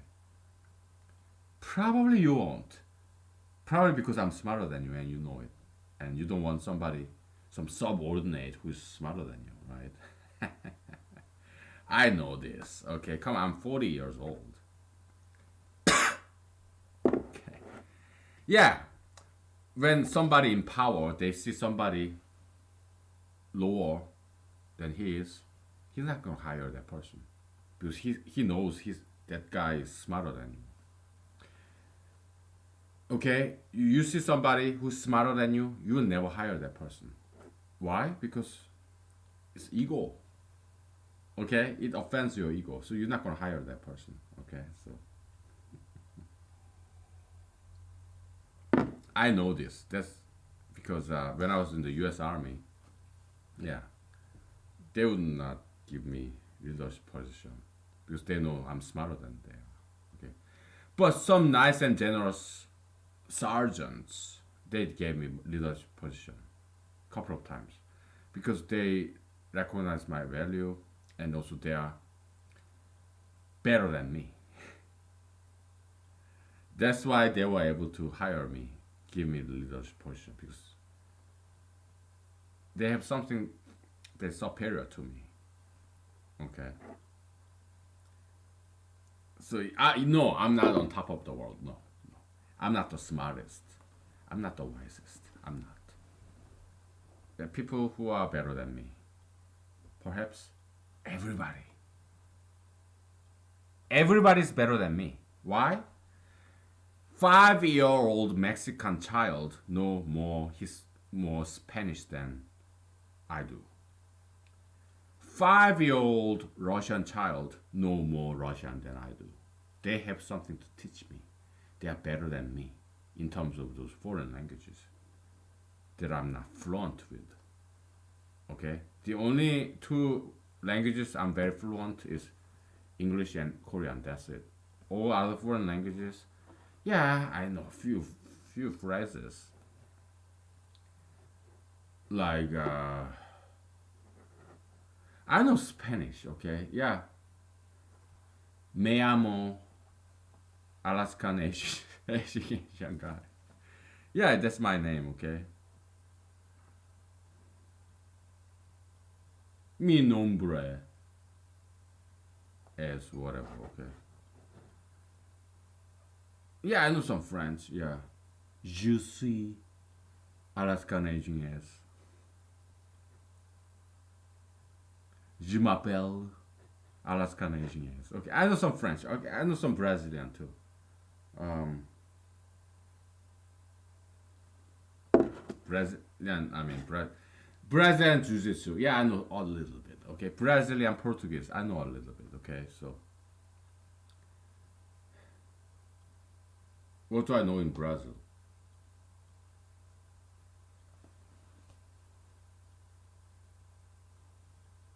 I love this Rita Lee song. Lassa, Lassa Perfumi. Okay. I don't know much about Portuguese. I know just a little. Okay. So I'm studying it. All right. Anyways. Okay, you are all better than me. Okay, because you know things that I don't know. You have something to teach me. Okay. everybody's better than everybody in on certain issue, meaning everybody's inferior to everybody on some other issues, other subjects. Everybody's superior to everybody else on certain topics because they know more. It's this uneven distribution of knowledge, okay? And everybody's inferior to everybody else on some other subjects, okay? We are all equal that way, okay? So, okay, let's get back to this. All right, so I'm floating in this spaceship, okay? This and then this hell is trying to fuck with me, man. Peter Sassy, I'm sorry. It's messing with me, okay? So start to accelerate, okay? So I feel like there's no window, or even if there's window, it's all dark and black because there's no stars, no sun, no planet, no moon, no nothing. Okay, so I'm in the space, empty space. Okay, it start to accelerate. I feel like somebody's pushing me down. So I'm going. It's this relativistic concept. Okay, it's as if the spaceship is not moving, but instead I am moving because I feel like somebody's pushing me down, and I'm going down with this constant acceleration. Somebody's pushing me. I'm feeling like the spaceship is not moving, but somebody's pushing me with this magical divine hand, invisible hand by Adam Smith's expression, okay? Somebody's pushing me down. So I'm going down. Somebody's pushing me with this force equal to F of A, F of I, inertial force. I'm feeling like the spaceship is not moving, but I am the one who's moving.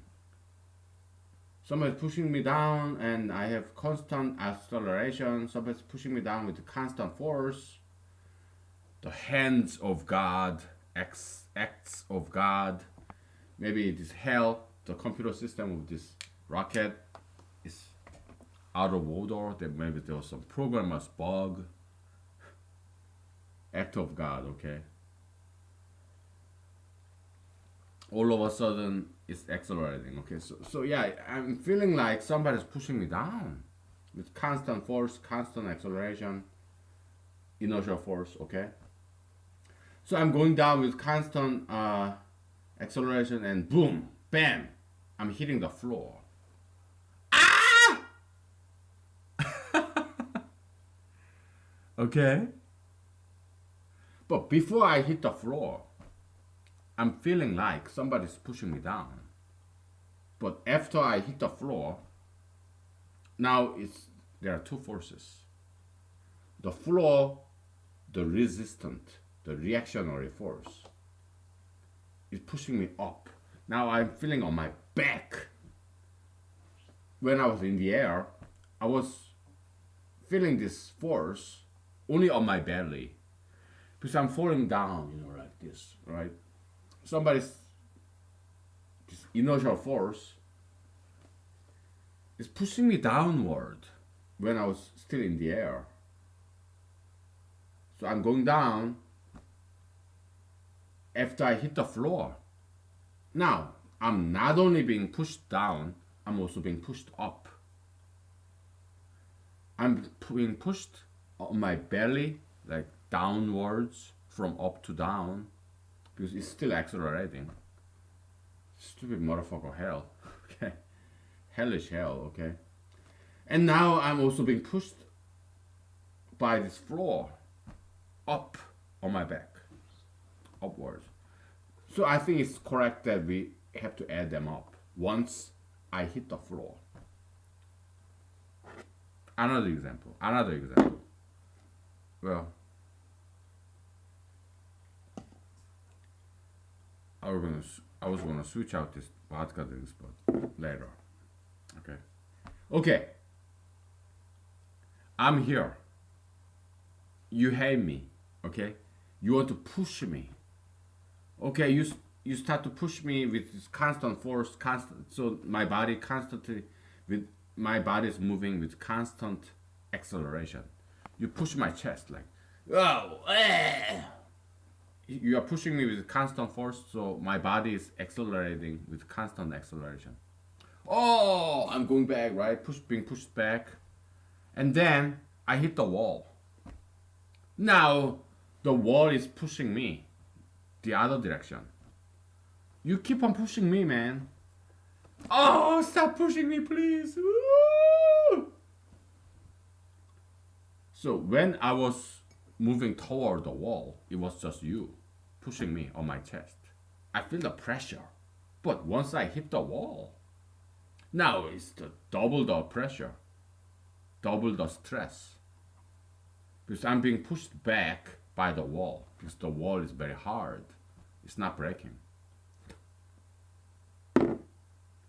So it's correct that we have to add them up. Once it hits the ground, hits the floor, or once it hits the wall, then yeah, we start to have to. Then we have to add them up. But before I hit the wall, it's just one force pushing me.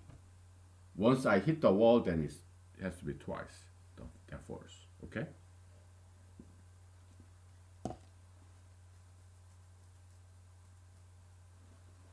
Okay.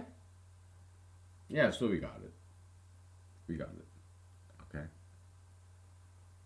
It's a two-step. Before you hit the wall, after you hit the wall. Okay. Let's take a break. Okay. We have 1 hour left. All right. We have plenty of time. I'm gonna switch out to drinks too. Let's take a break. We got plenty of time. So.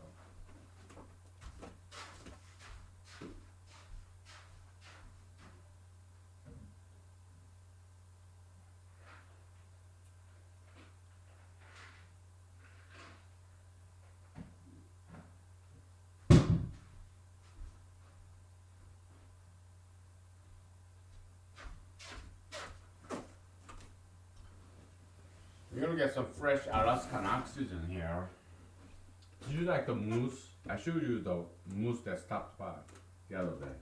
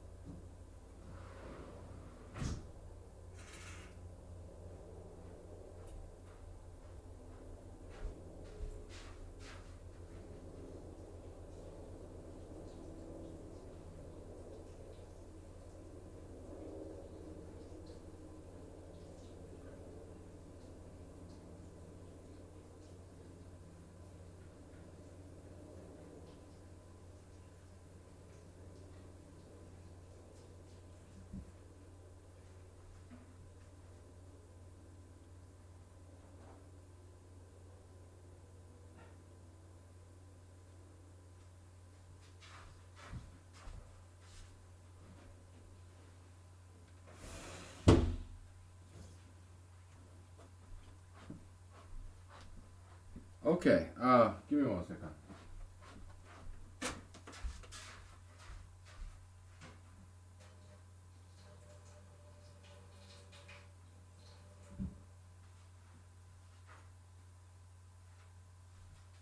Yeah, something got in my eye, so I had to wash it off.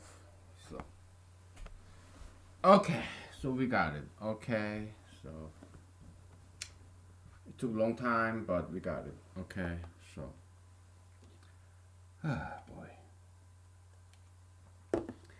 We are breaking grounds in physics, actually. Okay,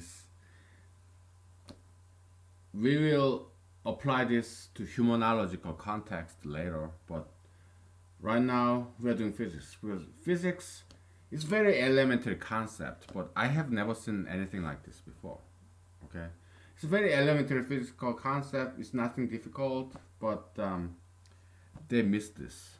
Okay, because they're wrapped up on all this fancy quantum mechanics, blah blah blah. So this is all Newtonian physics. Oh, relativity, yeah. Oh, tensor calculus, you know. They're wrapped up on all this fancy stuff, so they miss something very basic. Okay, so we are filling the gaps here. Okay. Um. Yeah, we are doing humanity a lot of service. Okay. Ah, boy. Because physicists they didn't do their job, so we are doing their job now, and we are humanologists. It's like we are jack of all trade. Like we are cleaning the bathroom, cleaning the bathroom, and we are vacuuming the floor. We are doing everything. Oh my goodness! But in Alaska, yeah, you have to do it. Alaska is like country of its own. You know, you have to do everything. Boondocks. Yeah, there's this movie, Boondock Saints. I saw that movie. I didn't like the part where this guy kissing another guy. My goodness. Why did you have to do that, man? Yeah, bowing down to gayism. Oh my goodness. Ugh, disgusting.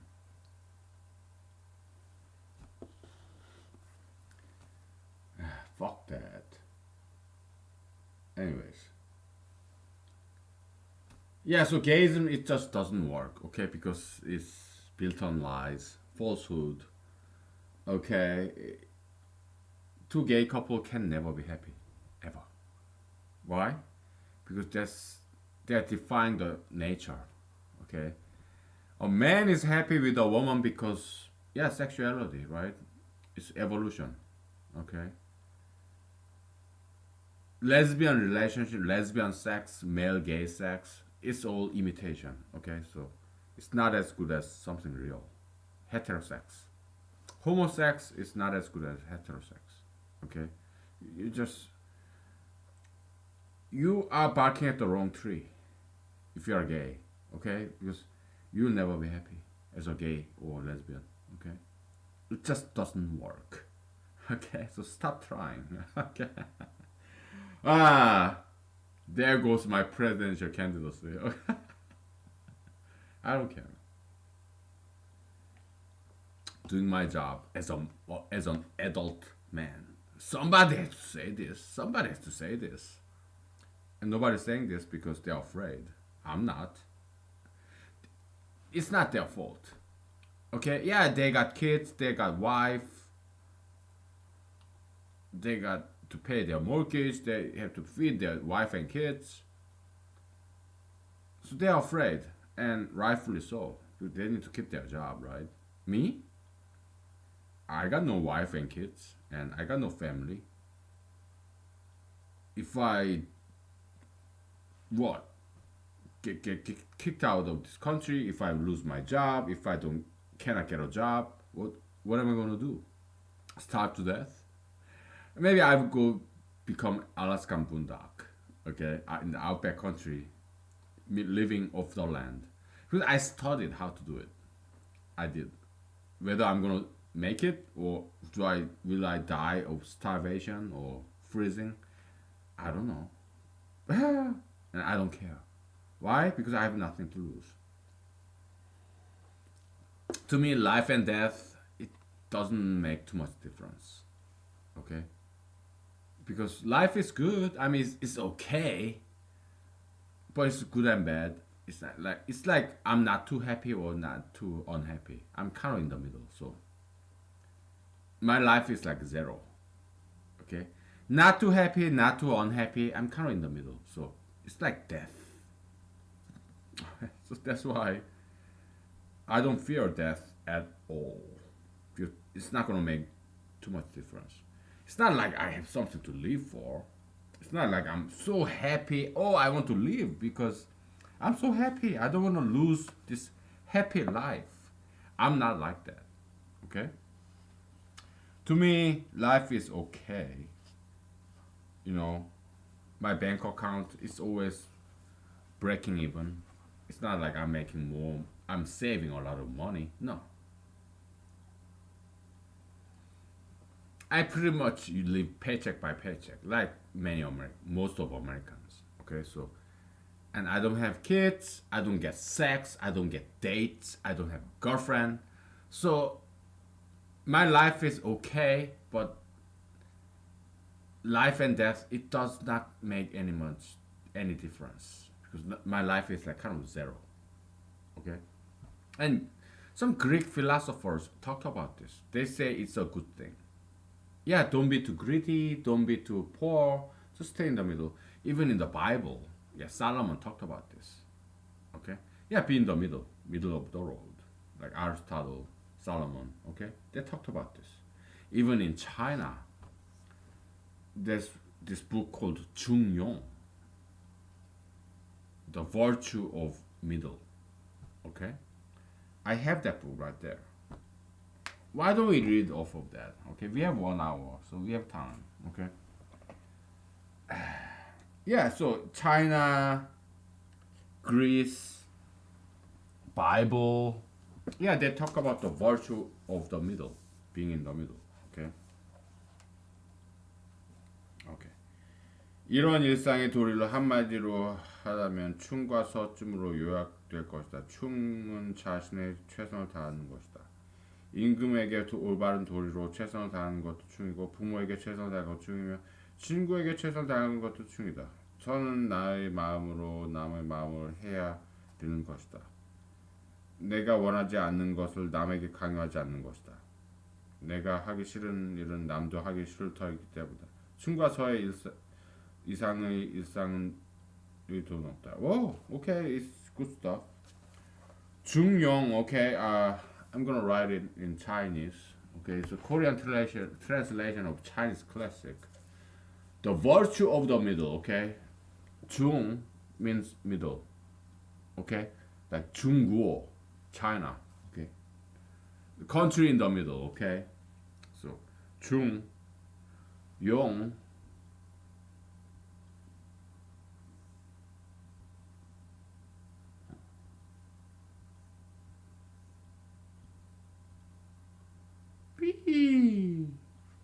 중용, okay?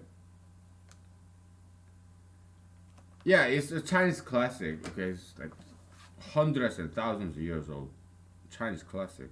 So what I just read in Korean is that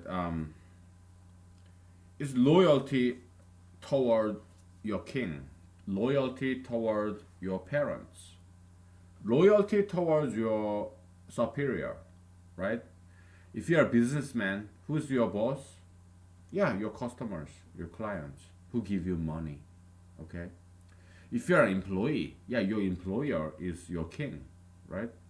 If you're a child, yeah, your parents, they are your kings and queens, right? Yeah, you always serve people. It's circular. Okay? Employer, they serve customers. Who is employee of another employer, okay, employer of that customer sells something to the other employer who's his customer and his boss, right? Customer is the king, right? So yeah, and this paragraph that I just read in Korean, it also talks about, surprisingly, golden rule. Yeah, you don't impose something that you don't want You do not impose something to other people that you don't want to do it yourself. Okay? If you had to do this thing, like cleaning the bathroom, you don't make other people do it. You do it yourself. Yeah, Jesus and Golden Rule, this Chinese classic Yong, the virtue of the middle, is saying the same thing. Okay. Yeah, great minds think alike. You know, that is maxim, right? Yeah, they all agree. Okay. Whatever. Okay, we're gonna erase this because it's kind of distracting. Distracting. We get back to physics. Okay, so. All right. Okay, so what do we have here? Um.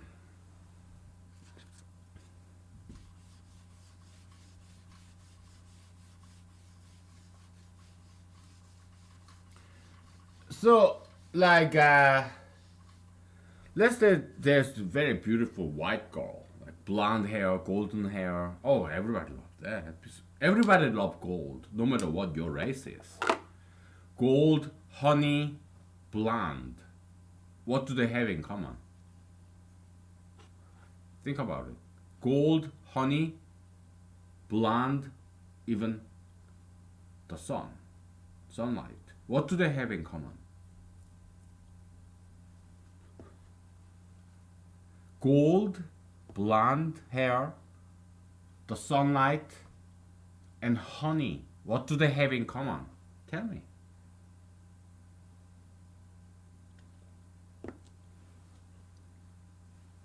Hmm? They're kind of yellowish. They're kind of like glittery, shiny, right? Honey, and they're also so sweet. That's what everybody loves. Honey. There's honey in Asia because we have honey bees in Asia. It's kind of yellowish, this kind of glittery, kind of, and it's sweet. Sunshine. Yeah, we all love sunshine. It's like it's kind of yellowish, bright thing, right? Gold. Yeah, it's kind of yellowish, bright thing. And blonde hair. Yeah, yellowish, shiny, glittering thing, right? Blonde hair. Blonde hair. Golden hair, okay? Everybody loves it, okay? Because it's very beautiful thing. Sunshine, yeah, it's not that rare because we see sun every day, right? But blonde, honey, gold, they are very scarce. And everybody loves it, no matter what race you are.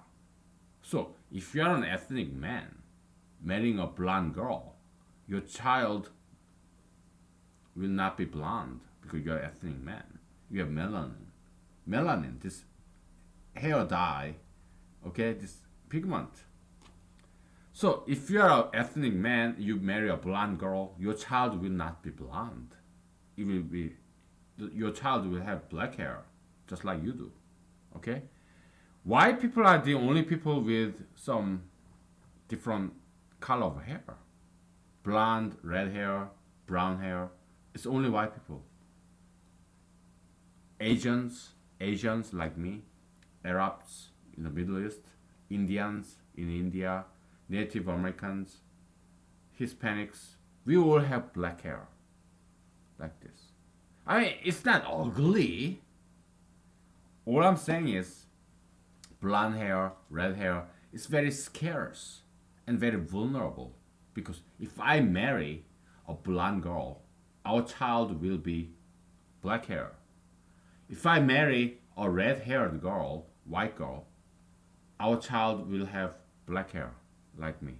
So, we have very few people with blonde hair and red hair. Okay? And blue eyes and green eyes. We have very few people of that. Let's preserve and protect this endangered species. That's anti-ultra interracialism.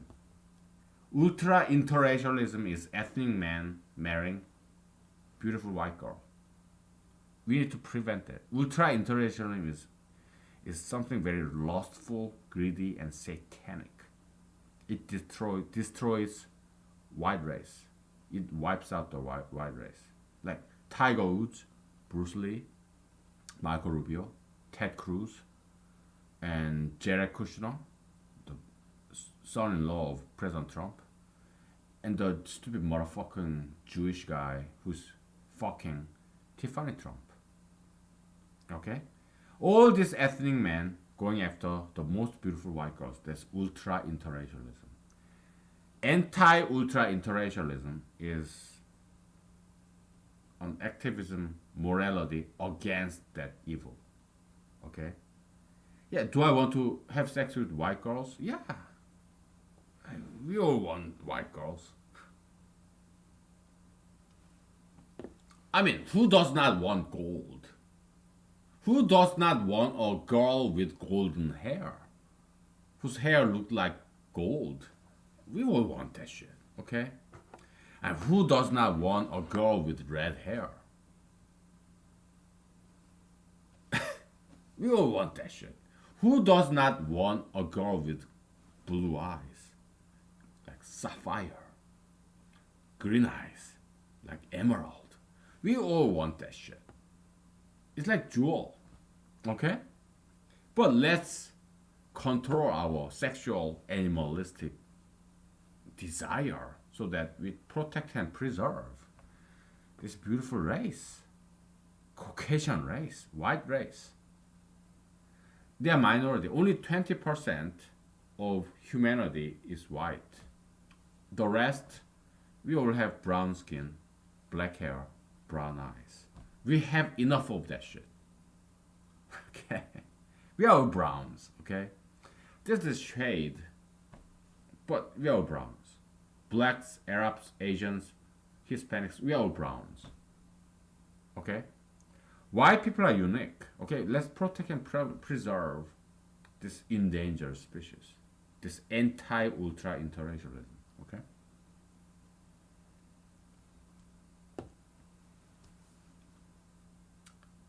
I'm not a racist.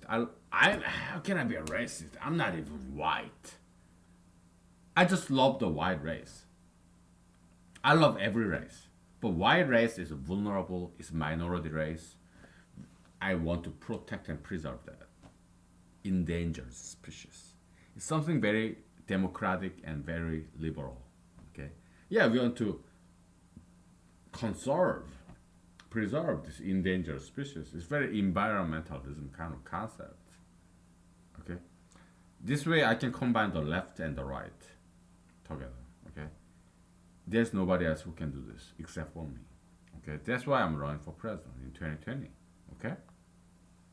It's up to you, man. It's up to you. We're gonna take a break and we'll get back to this, okay? So, all right? Okay.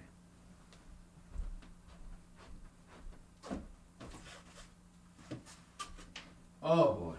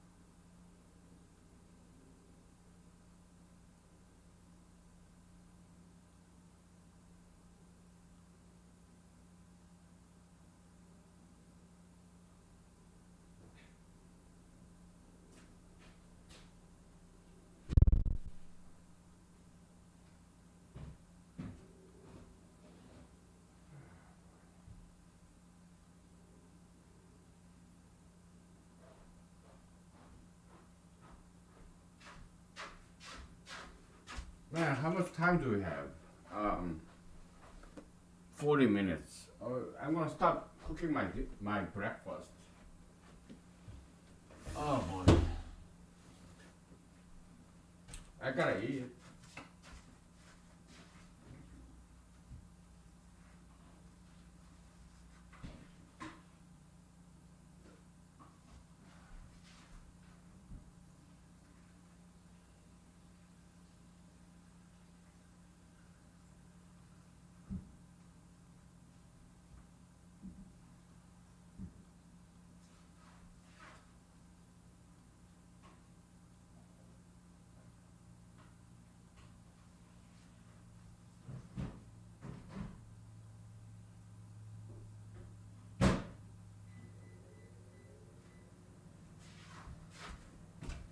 So my cooking always start with boiling water in a plastic container in microwave.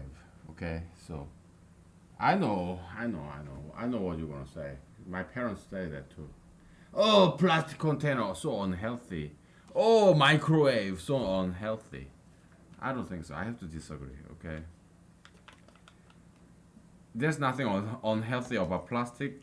Nothing unhealthy about microwave. Okay, it's all scientific ignorance, illiteracy.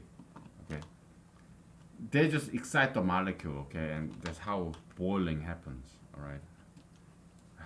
Plastic is toxic. Yes, carbon based, but yeah, carbon dioxide. That's what you eat. That's what you breathe out. Carbon. It's nothing bad. Okay. But it's artificial. Oh, okay. Don't you love artificial intelligence? Computer programming. Oh boy. These liberals, okay, they are very ignorant. Okay, they're scientifically illiterate. Climate change, global warming, oh, ignorance. All right.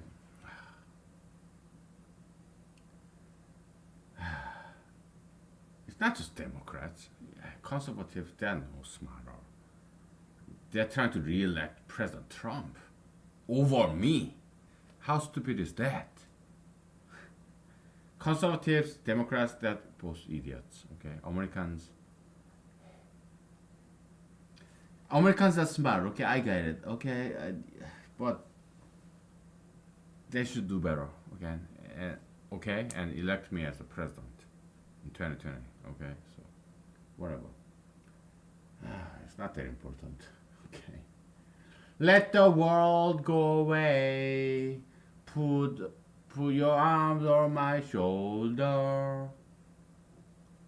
Whatever. What is left to do here? Okay, it's this. All right.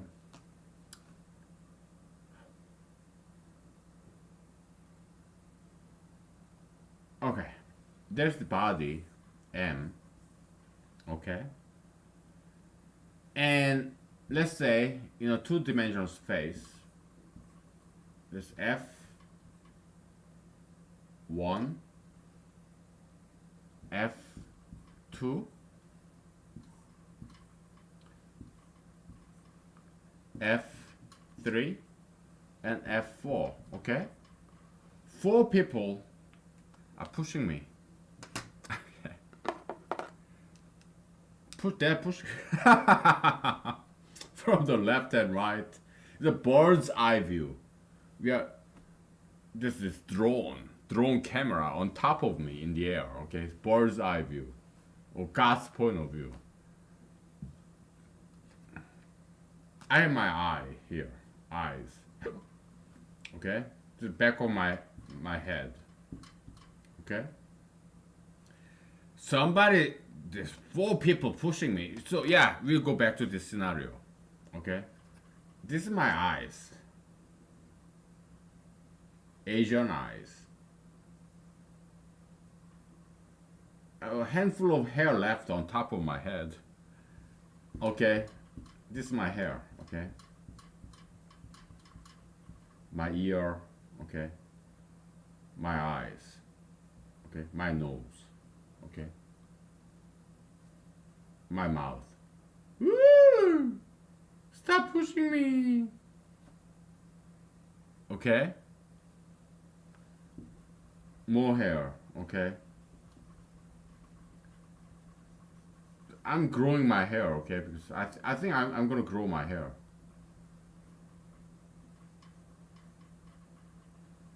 You got the idea, okay? Okay, let's put some more hair on top of my head, okay? Yeah, I'm gonna grow my hair very kind of long, okay? I want to.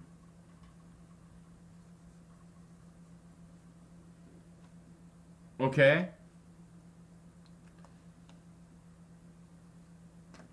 So people are pushing me front and back and left and right, right? I feel the stress, pressure, okay? Left and right, front and back. This is why we cannot use this formula, this accelerational force summation, force vector for summation. That this equation is about this classical Newtonian physics, constant acceleration, vector summation of several forces. That's what this equation is about. Okay. We cannot apply that in this stress force, the stress I'm experiencing. Why? What if grouping associative law in algebra, you add F1 and F3 first, then it becomes what? Let's say they're all equal magnitude, right? Like 1 Newton each. Then if we add up F1 and F3, the resultant summed force will be square root 2. They're all 1, okay? 1 Newton is square root 2. And you add F2 by parenthesis, associative law, okay? F2 and F, okay, so this is F1 plus 3, okay? Here we have F2 plus 4, okay? Vector. 1, 1, 1, 1, that's the length. Now the length of this diagonal is square root of 2, right?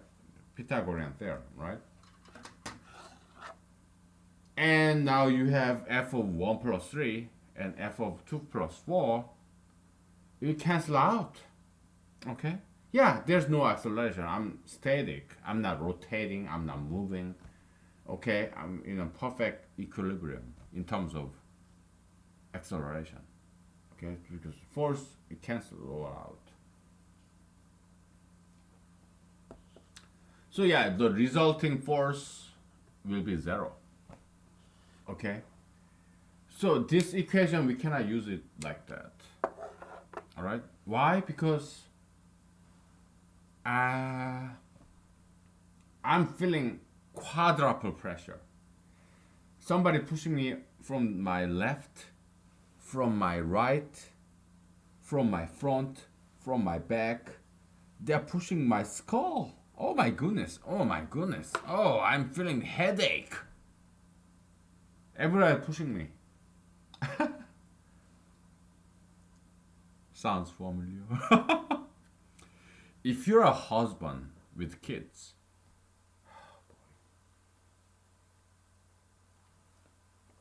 and you have a job, right? You get pushed around.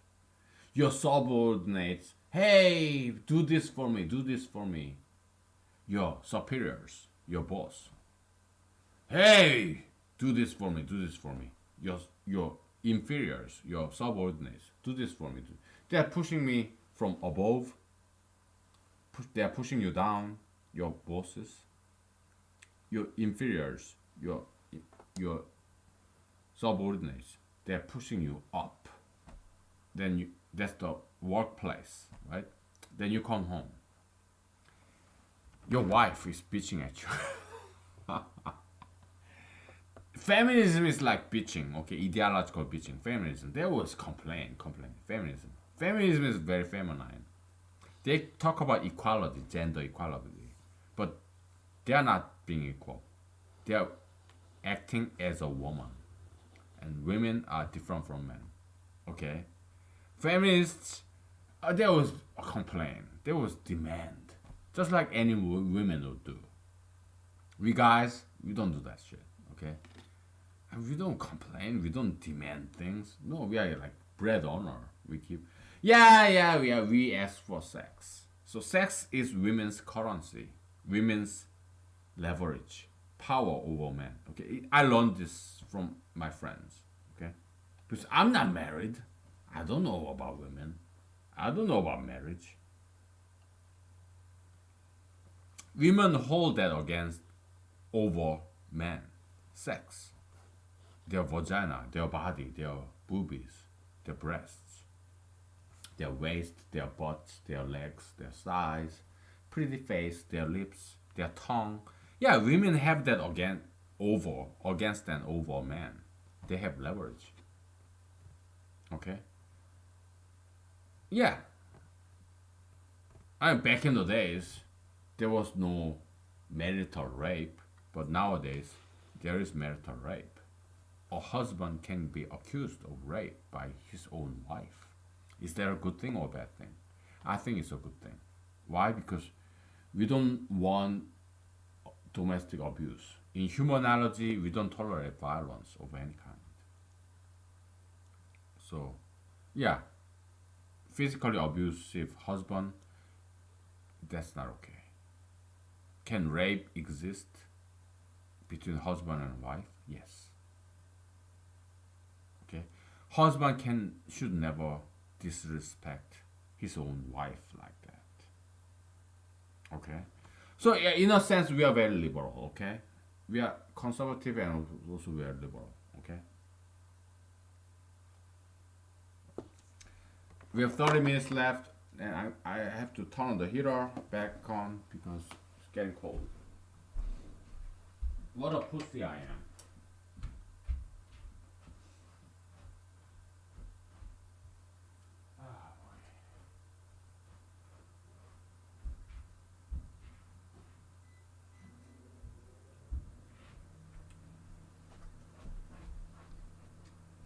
All right. Okay, so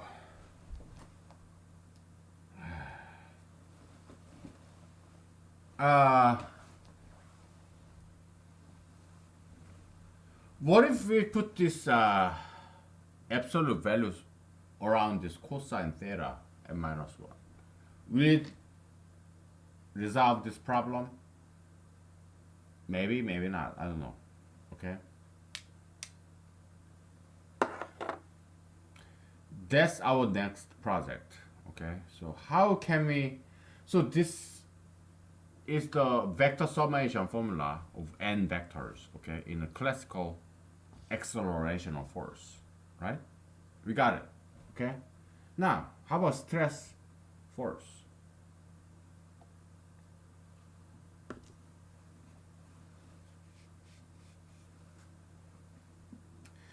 In a one-dimensional space, okay, two people are pushing me from the right and the left.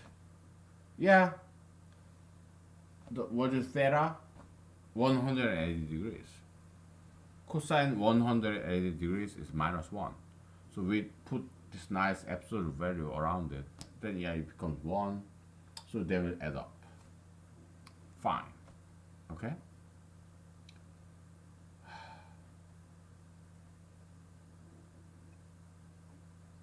If we group F1 and F2 first, and then F4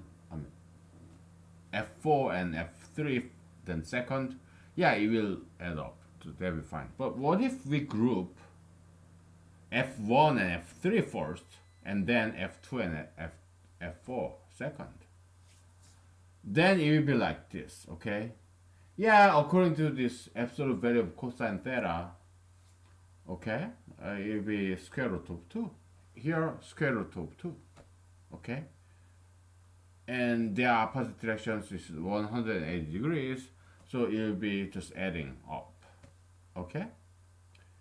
then now the resulting force is like 2 times of square root of 2, which is square root of 2 is like 1.428, something like that, right?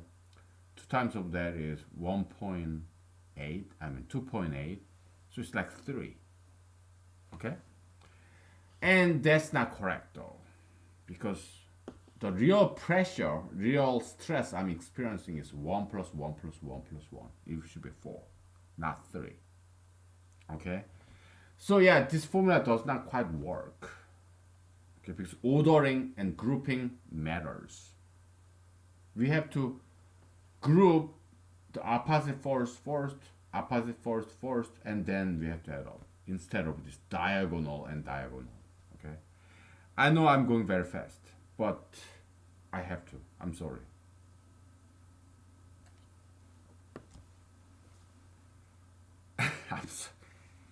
We have too much to cover. Okay? Abel, Galois, what they did was they wrote this academic paper about group theory, Galois theory, Abel theory, Abelian group, Galois group.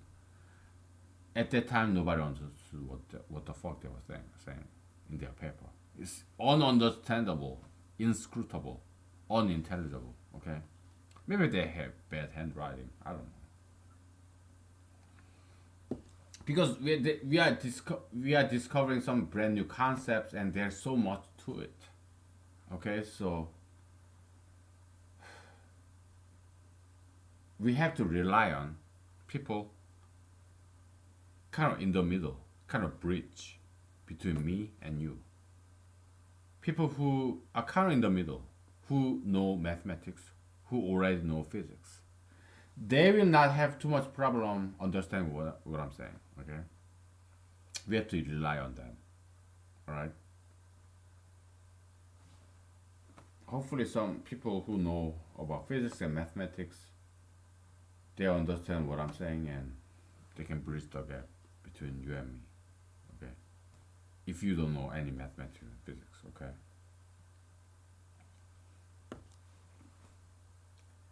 All right. So order of addition matters here, because if we group F1 and F2 first, yeah, then it'll be plus 2, right? 1 here, plus 2. And then we group F4 and F3. Yeah, 1 and 1 become 2. And 2 plus 2, 4. That's good. But if we add up F1 and F3 first, then it becomes square root of 2, diagonal, okay? And then we group F2 and F4, and diagonal force, resultant summed vector, will be square root of 2, okay? If we add up square root of 2 plus square root of 2, it becomes 2 times square root of 2, which is 2 times 1.4, whatever. 2 times 1.4, 2.8. It's like 3, okay? That's less than 4. So ordering actually matters here. So we cannot use this acceleration of force summation formula. We cannot use that, because acceleration of force formula assumes the validity of associational law, like grouping, parenthesis. Ordering does not matter. That's what it assumes. And it's true when we calculate acceleration of force. Okay? In the classical physics, classical mechanics. But ordering does make difference when we calculate stress force. That's what I'm trying to tell you. Okay? We have only 20 minutes. Okay? So I gotta pee. Okay? So we'll take a break. Okay? All right. Okay.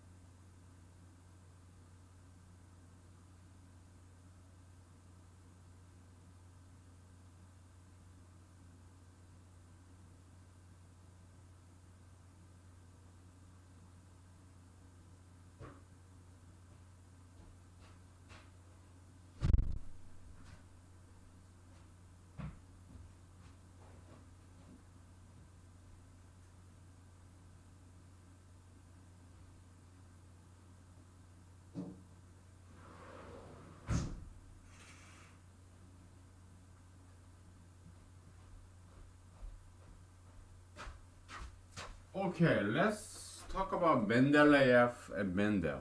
Okay, let's take a break from physics. Mendel, I think his first name is Gregory, something like that.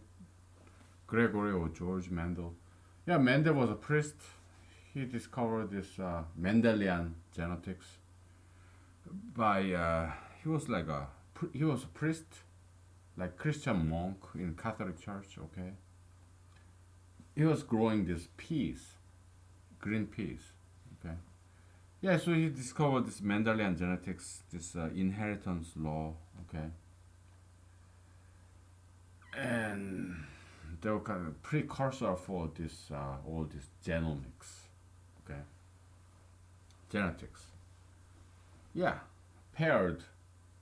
We have 23 pairs of chromosomes, right?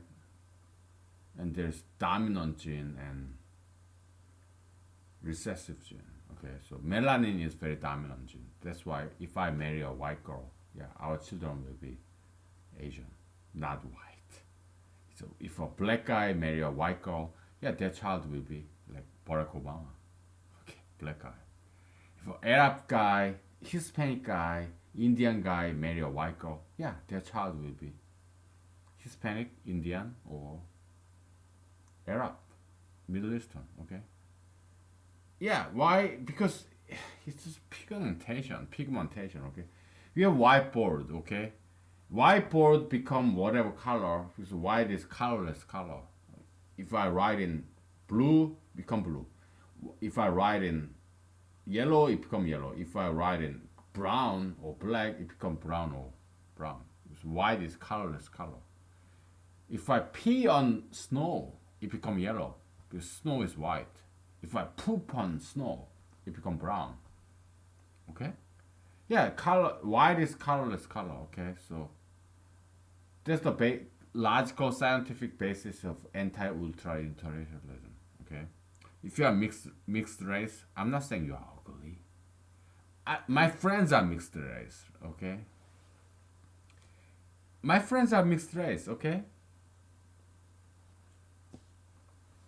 and what is race? It's all kind of mixed. Okay, Asians, yeah, we have squinted eyes like this, or blacks, yeah, darker skin. Arabs, kind of dark shade here. Arabs, Middle Easterns, okay. Indians, yeah, they're brown, but they're kind of reddish brown, okay, like muddy brown, reddish, which is very beautiful, okay, by the way. Okay, Arabs, they're kind of like earthy brown, okay, kind of yellowish brown, okay. And Asians, yeah, versus Asians, like kind of flat, two-dimensional face, squinted eyes like this. I try not to be. Yeah, black hair, whatever. Okay. Caucasians, yeah, they have blonde hair, white skin, blue eyes, green eyes, red hair, or black hair, or brown hair. Okay. Caucasians, yeah, they're very colorful race. Okay, so let's preserve and protect that. Okay. Let me stop there. Yeah, Mendeleev in chemistry. Yeah, periodic table, Mendel. What I learned about Mendel in Korean high school, yeah, it was very mathematical. Okay, so Mendel, this priest, he was not. He didn't belong to academia. He was in this monastery. Okay, he was a monk, Catholic Church, monastery, priest. Okay. So yeah, Mendeleev, yeah, his theory about this periodic table was not very well received in his lifetime. Okay, but after he died, yeah, people start to appreciate more. Okay, now Mendel,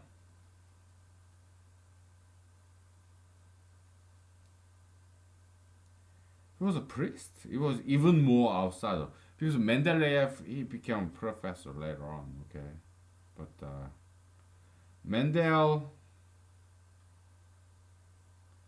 Gregor, okay, Gregor Mendel, okay, is a Okay, Austrian. He's Austrian. Okay, Gregor Mendel. Okay, so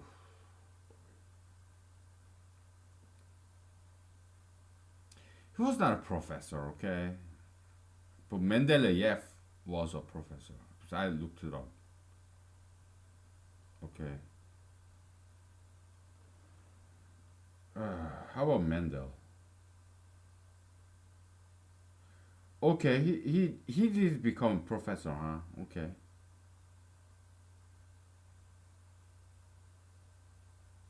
okay.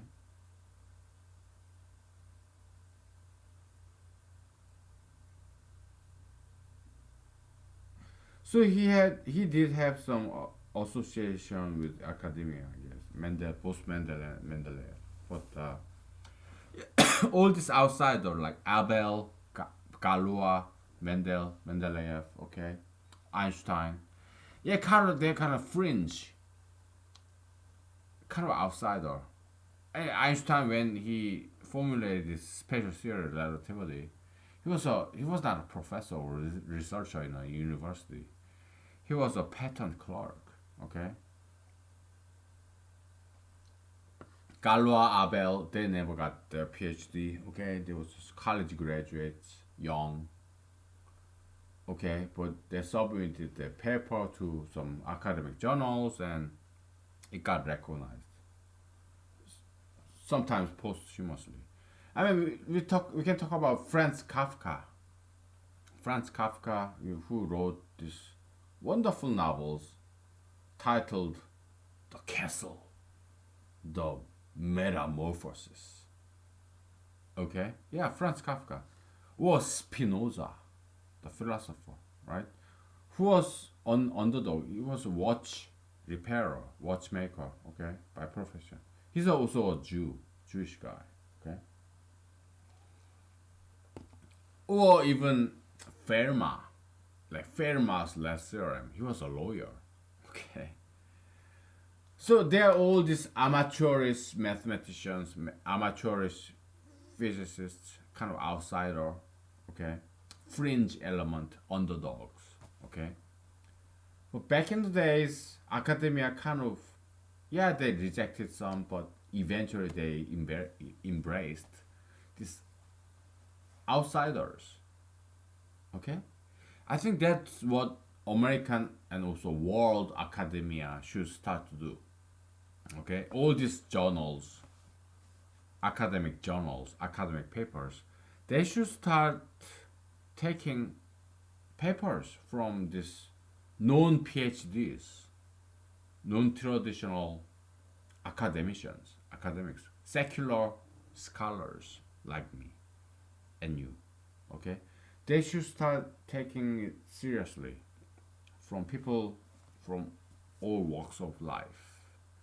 They need to democratize and de elitize. Okay? Academia, government, business, religion, they need to start democratize rather than being elitocracy. Okay? That's what I'm trying to achieve. I'm just like you. I'm nobody. I don't have PhD. I don't have governmental big position. I'm not a big business mogul, but I have all the wisdom.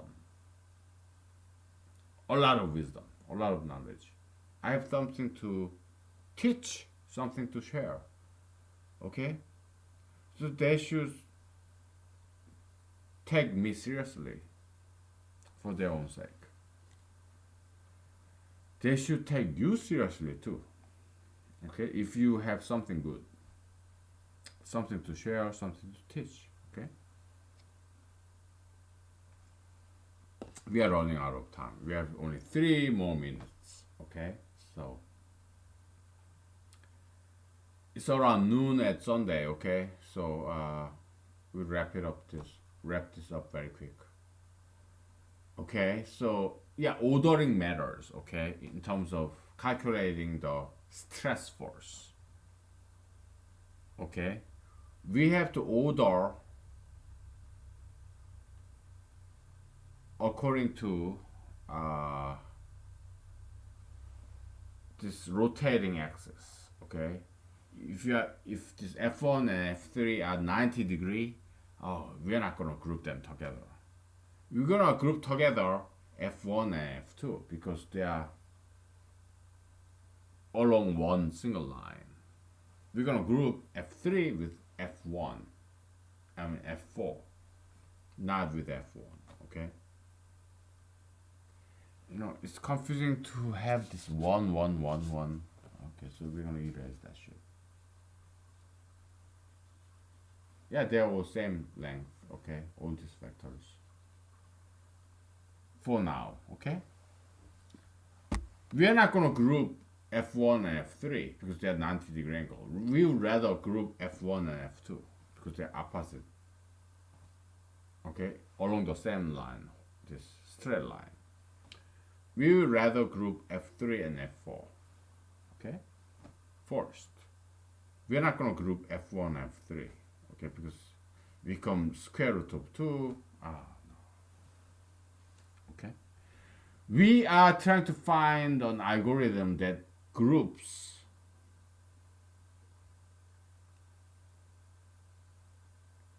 it's a maximization problem, optimization problem. Okay, we want to find ordering, grouping, so that the pressure, the stress get maximized.